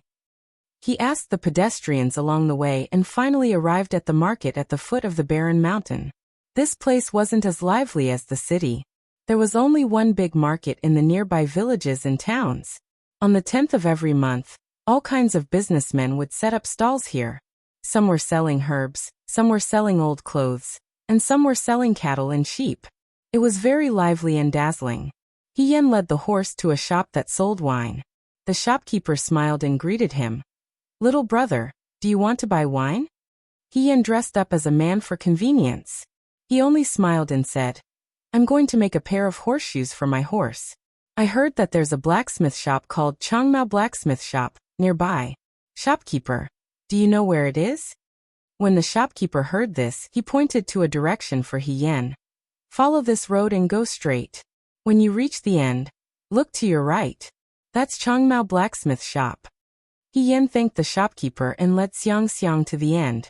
When he reached the end of the road, he turned around and saw a shop right in front of him. The words Changmao Blacksmith Shop were scribbled on the shop. He Yan tied the horse outside and walked in. There was only a white-haired old blacksmith sitting in front of an iron furnace. He was knocking on a black iron jar. Master. He Yan called out to him. The old blacksmith raised his head and looked at He Yan, asking, What do you want to make? Sorry, He said. I'm not here to forge iron. I'm here to inquire about a person called Blacksmith Neo. I heard that he comes here every day on the 10th of every month. Has he already been here today? He was not sure. Fu Wang only said that Blacksmith Neo would come every day on the 10th of every month, but he did not say when he would come. With Blacksmith Neo's cautiousness, he must have left after finishing his business. She left the city and came here. It was almost noon. Blacksmith Neo might have already been here and left. When the old blacksmith heard this, he stopped what he was doing. He stood up and took a handkerchief soaked in water. He wiped the stains on his hands and said, Old Neo has not come today. However, he's late. This is the first time he's late. He asked, late? On the 10th of every month, in the morning, he will come here to deliver the goods. Old Neo's craftsmanship is very good, the old blacksmith said with some emotion. I originally wanted him to come to my shop to help. The monthly salary is much higher than what he would get if he were to work by himself. According to the time, he should be here this morning to hand over the 10 iron sickles that I asked him to make last month. However, it's almost noon now. The old blacksmith looked at the sun outside and said, he hasn't come yet. Maybe he was delayed by something on the way. He said this, but her heart sank. She was afraid that Su Jihing had already found Mother Qin's whereabouts before her. Therefore, she could not see Blacksmith Neo now. Old Neo is a reliable person. If there's nothing important, he won't be late. The old blacksmith asked Hien, Gongzi, why are you looking for him? Ever since I met him, he has always been alone. Gongzi knows old Neo? Hien smiled and said, I don't really know him. I'm looking for him because I want to ask him about some things. The old blacksmith nodded and pointed to a wooden plank at the side. Gongzi, please sit here. We'll talk when old Neo arrives. Hien sat down. However, he did not expect that he would sit for an entire day. The sun gradually set, and the sky began to darken. The old blacksmith finished his work for the day. He washed his hands and changed his clothes. He stood up and said to Hien, Gongzi, it seems that old Neo won't be coming today. The market is about to end. I'm going to close the shop. He tactfully indicated that it was time for Hien to leave. Hien's heart sank like a piece of shirtu. He forced a smile and said, okay. However, he was still worried and said to the old blacksmith solemnly, Master, please don't mention today's matter to anyone. Blacksmith Neo is the same. In a few days, I'll come again. After the old blacksmith agreed, Hien led his horse and left. The people in the market dispersed in twos and threes. There was only a mess left after the bustle during the day. A mother and son from a poor family were bending over to pick up the leftovers. The lanterns in the distance gradually lit up. Hien led his horse and walked slowly. It was hard for him to be happy. He originally thought that Fu Wang had found a clue and came here today to find Mother Qin's whereabouts from Blacksmith Neo. However, he did not expect to find anything. For the past few months, Blacksmith Neo would go to the blacksmith shop on time every month to deliver the goods. However, he did not come today. He waited from morning to night and disappeared. It was not a matter of time. Either Blacksmith Neo took Mother Qin and moved away again, or he could not come back. Hien's eyes darkened. When he returned home, the house was already in chaos. He Sui was not back yet, and He Yinsheng was preparing to go out. The whole family was noisy. When Hien led his horse back, Qing Mei was at the door. When she saw Hien, she thought that she had seen wrongly. She rubbed her eyes and rushed over shouting, Miss, you're back. Hien did not have time to speak before He Yinsheng took the lead and put on a punitive look. He said, Where did you go? You even took Xiang Xiang with you. For a moment, Hien didn't know whether he was concerned about Xiang Xiang or himself. After thinking for a moment, he said, I just had nothing to do today. I haven't been out these days, so I took Xiang Xiang out for a walk. Since you wanted to go out, why didn't you take her with you? He Yinsheng looked at Qi Wu, who was silent at the side. You didn't even say goodbye. Ah, Hien pretended to be surprised. I left a note on the table before I left. Didn't you see it? If you didn't see it, perhaps a swallow flew in from outside and took it away. It's the middle of winter. How could there be a swallow? He Yinsheng looked coldly at her, lying. Where did you go? I just went out for a walk. I didn't do anything. I saw that it was still early and Chi-Wu was not awake yet. I thought that I shouldn't wake him up. Anyway, I'll be back in a while. I didn't expect that I would forget the time as soon as I went out. I'm sorry. I was playful this time. It won't happen again. Hien apologized without any sincerity. Chi-Wu. Was she saying that he was sleeping too soundly? Hien-sheng was angry. Hien. I'm hungry. Did Qingmei cook? Hien touched his stomach. It was true. She had waited in the blacksmith shop for the whole day, and did not leave at all. She was afraid that she would miss blacksmith Neo at the last moment. She even bought 2 steamed buns at the door to eat. I did. Qingmei quickly went to the kitchen to bring out the food. Miss, if you're hungry, eat first.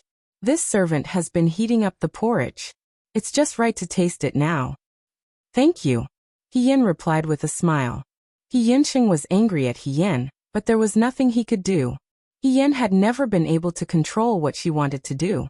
For a moment, he was angry and helpless. He could only sit down at the table with Hien. He picked up the chopsticks and ate without tasting the food. Chi-Wu stood by the door. He was also puzzled. Hien had been out for the whole day. On this day, he and Qingmei looked everywhere for Hien, but they could not find her. Hien-sheng almost went to report it to the authorities. Hien looked safe and sound, and there were not many flaws in her expression. But where did she go?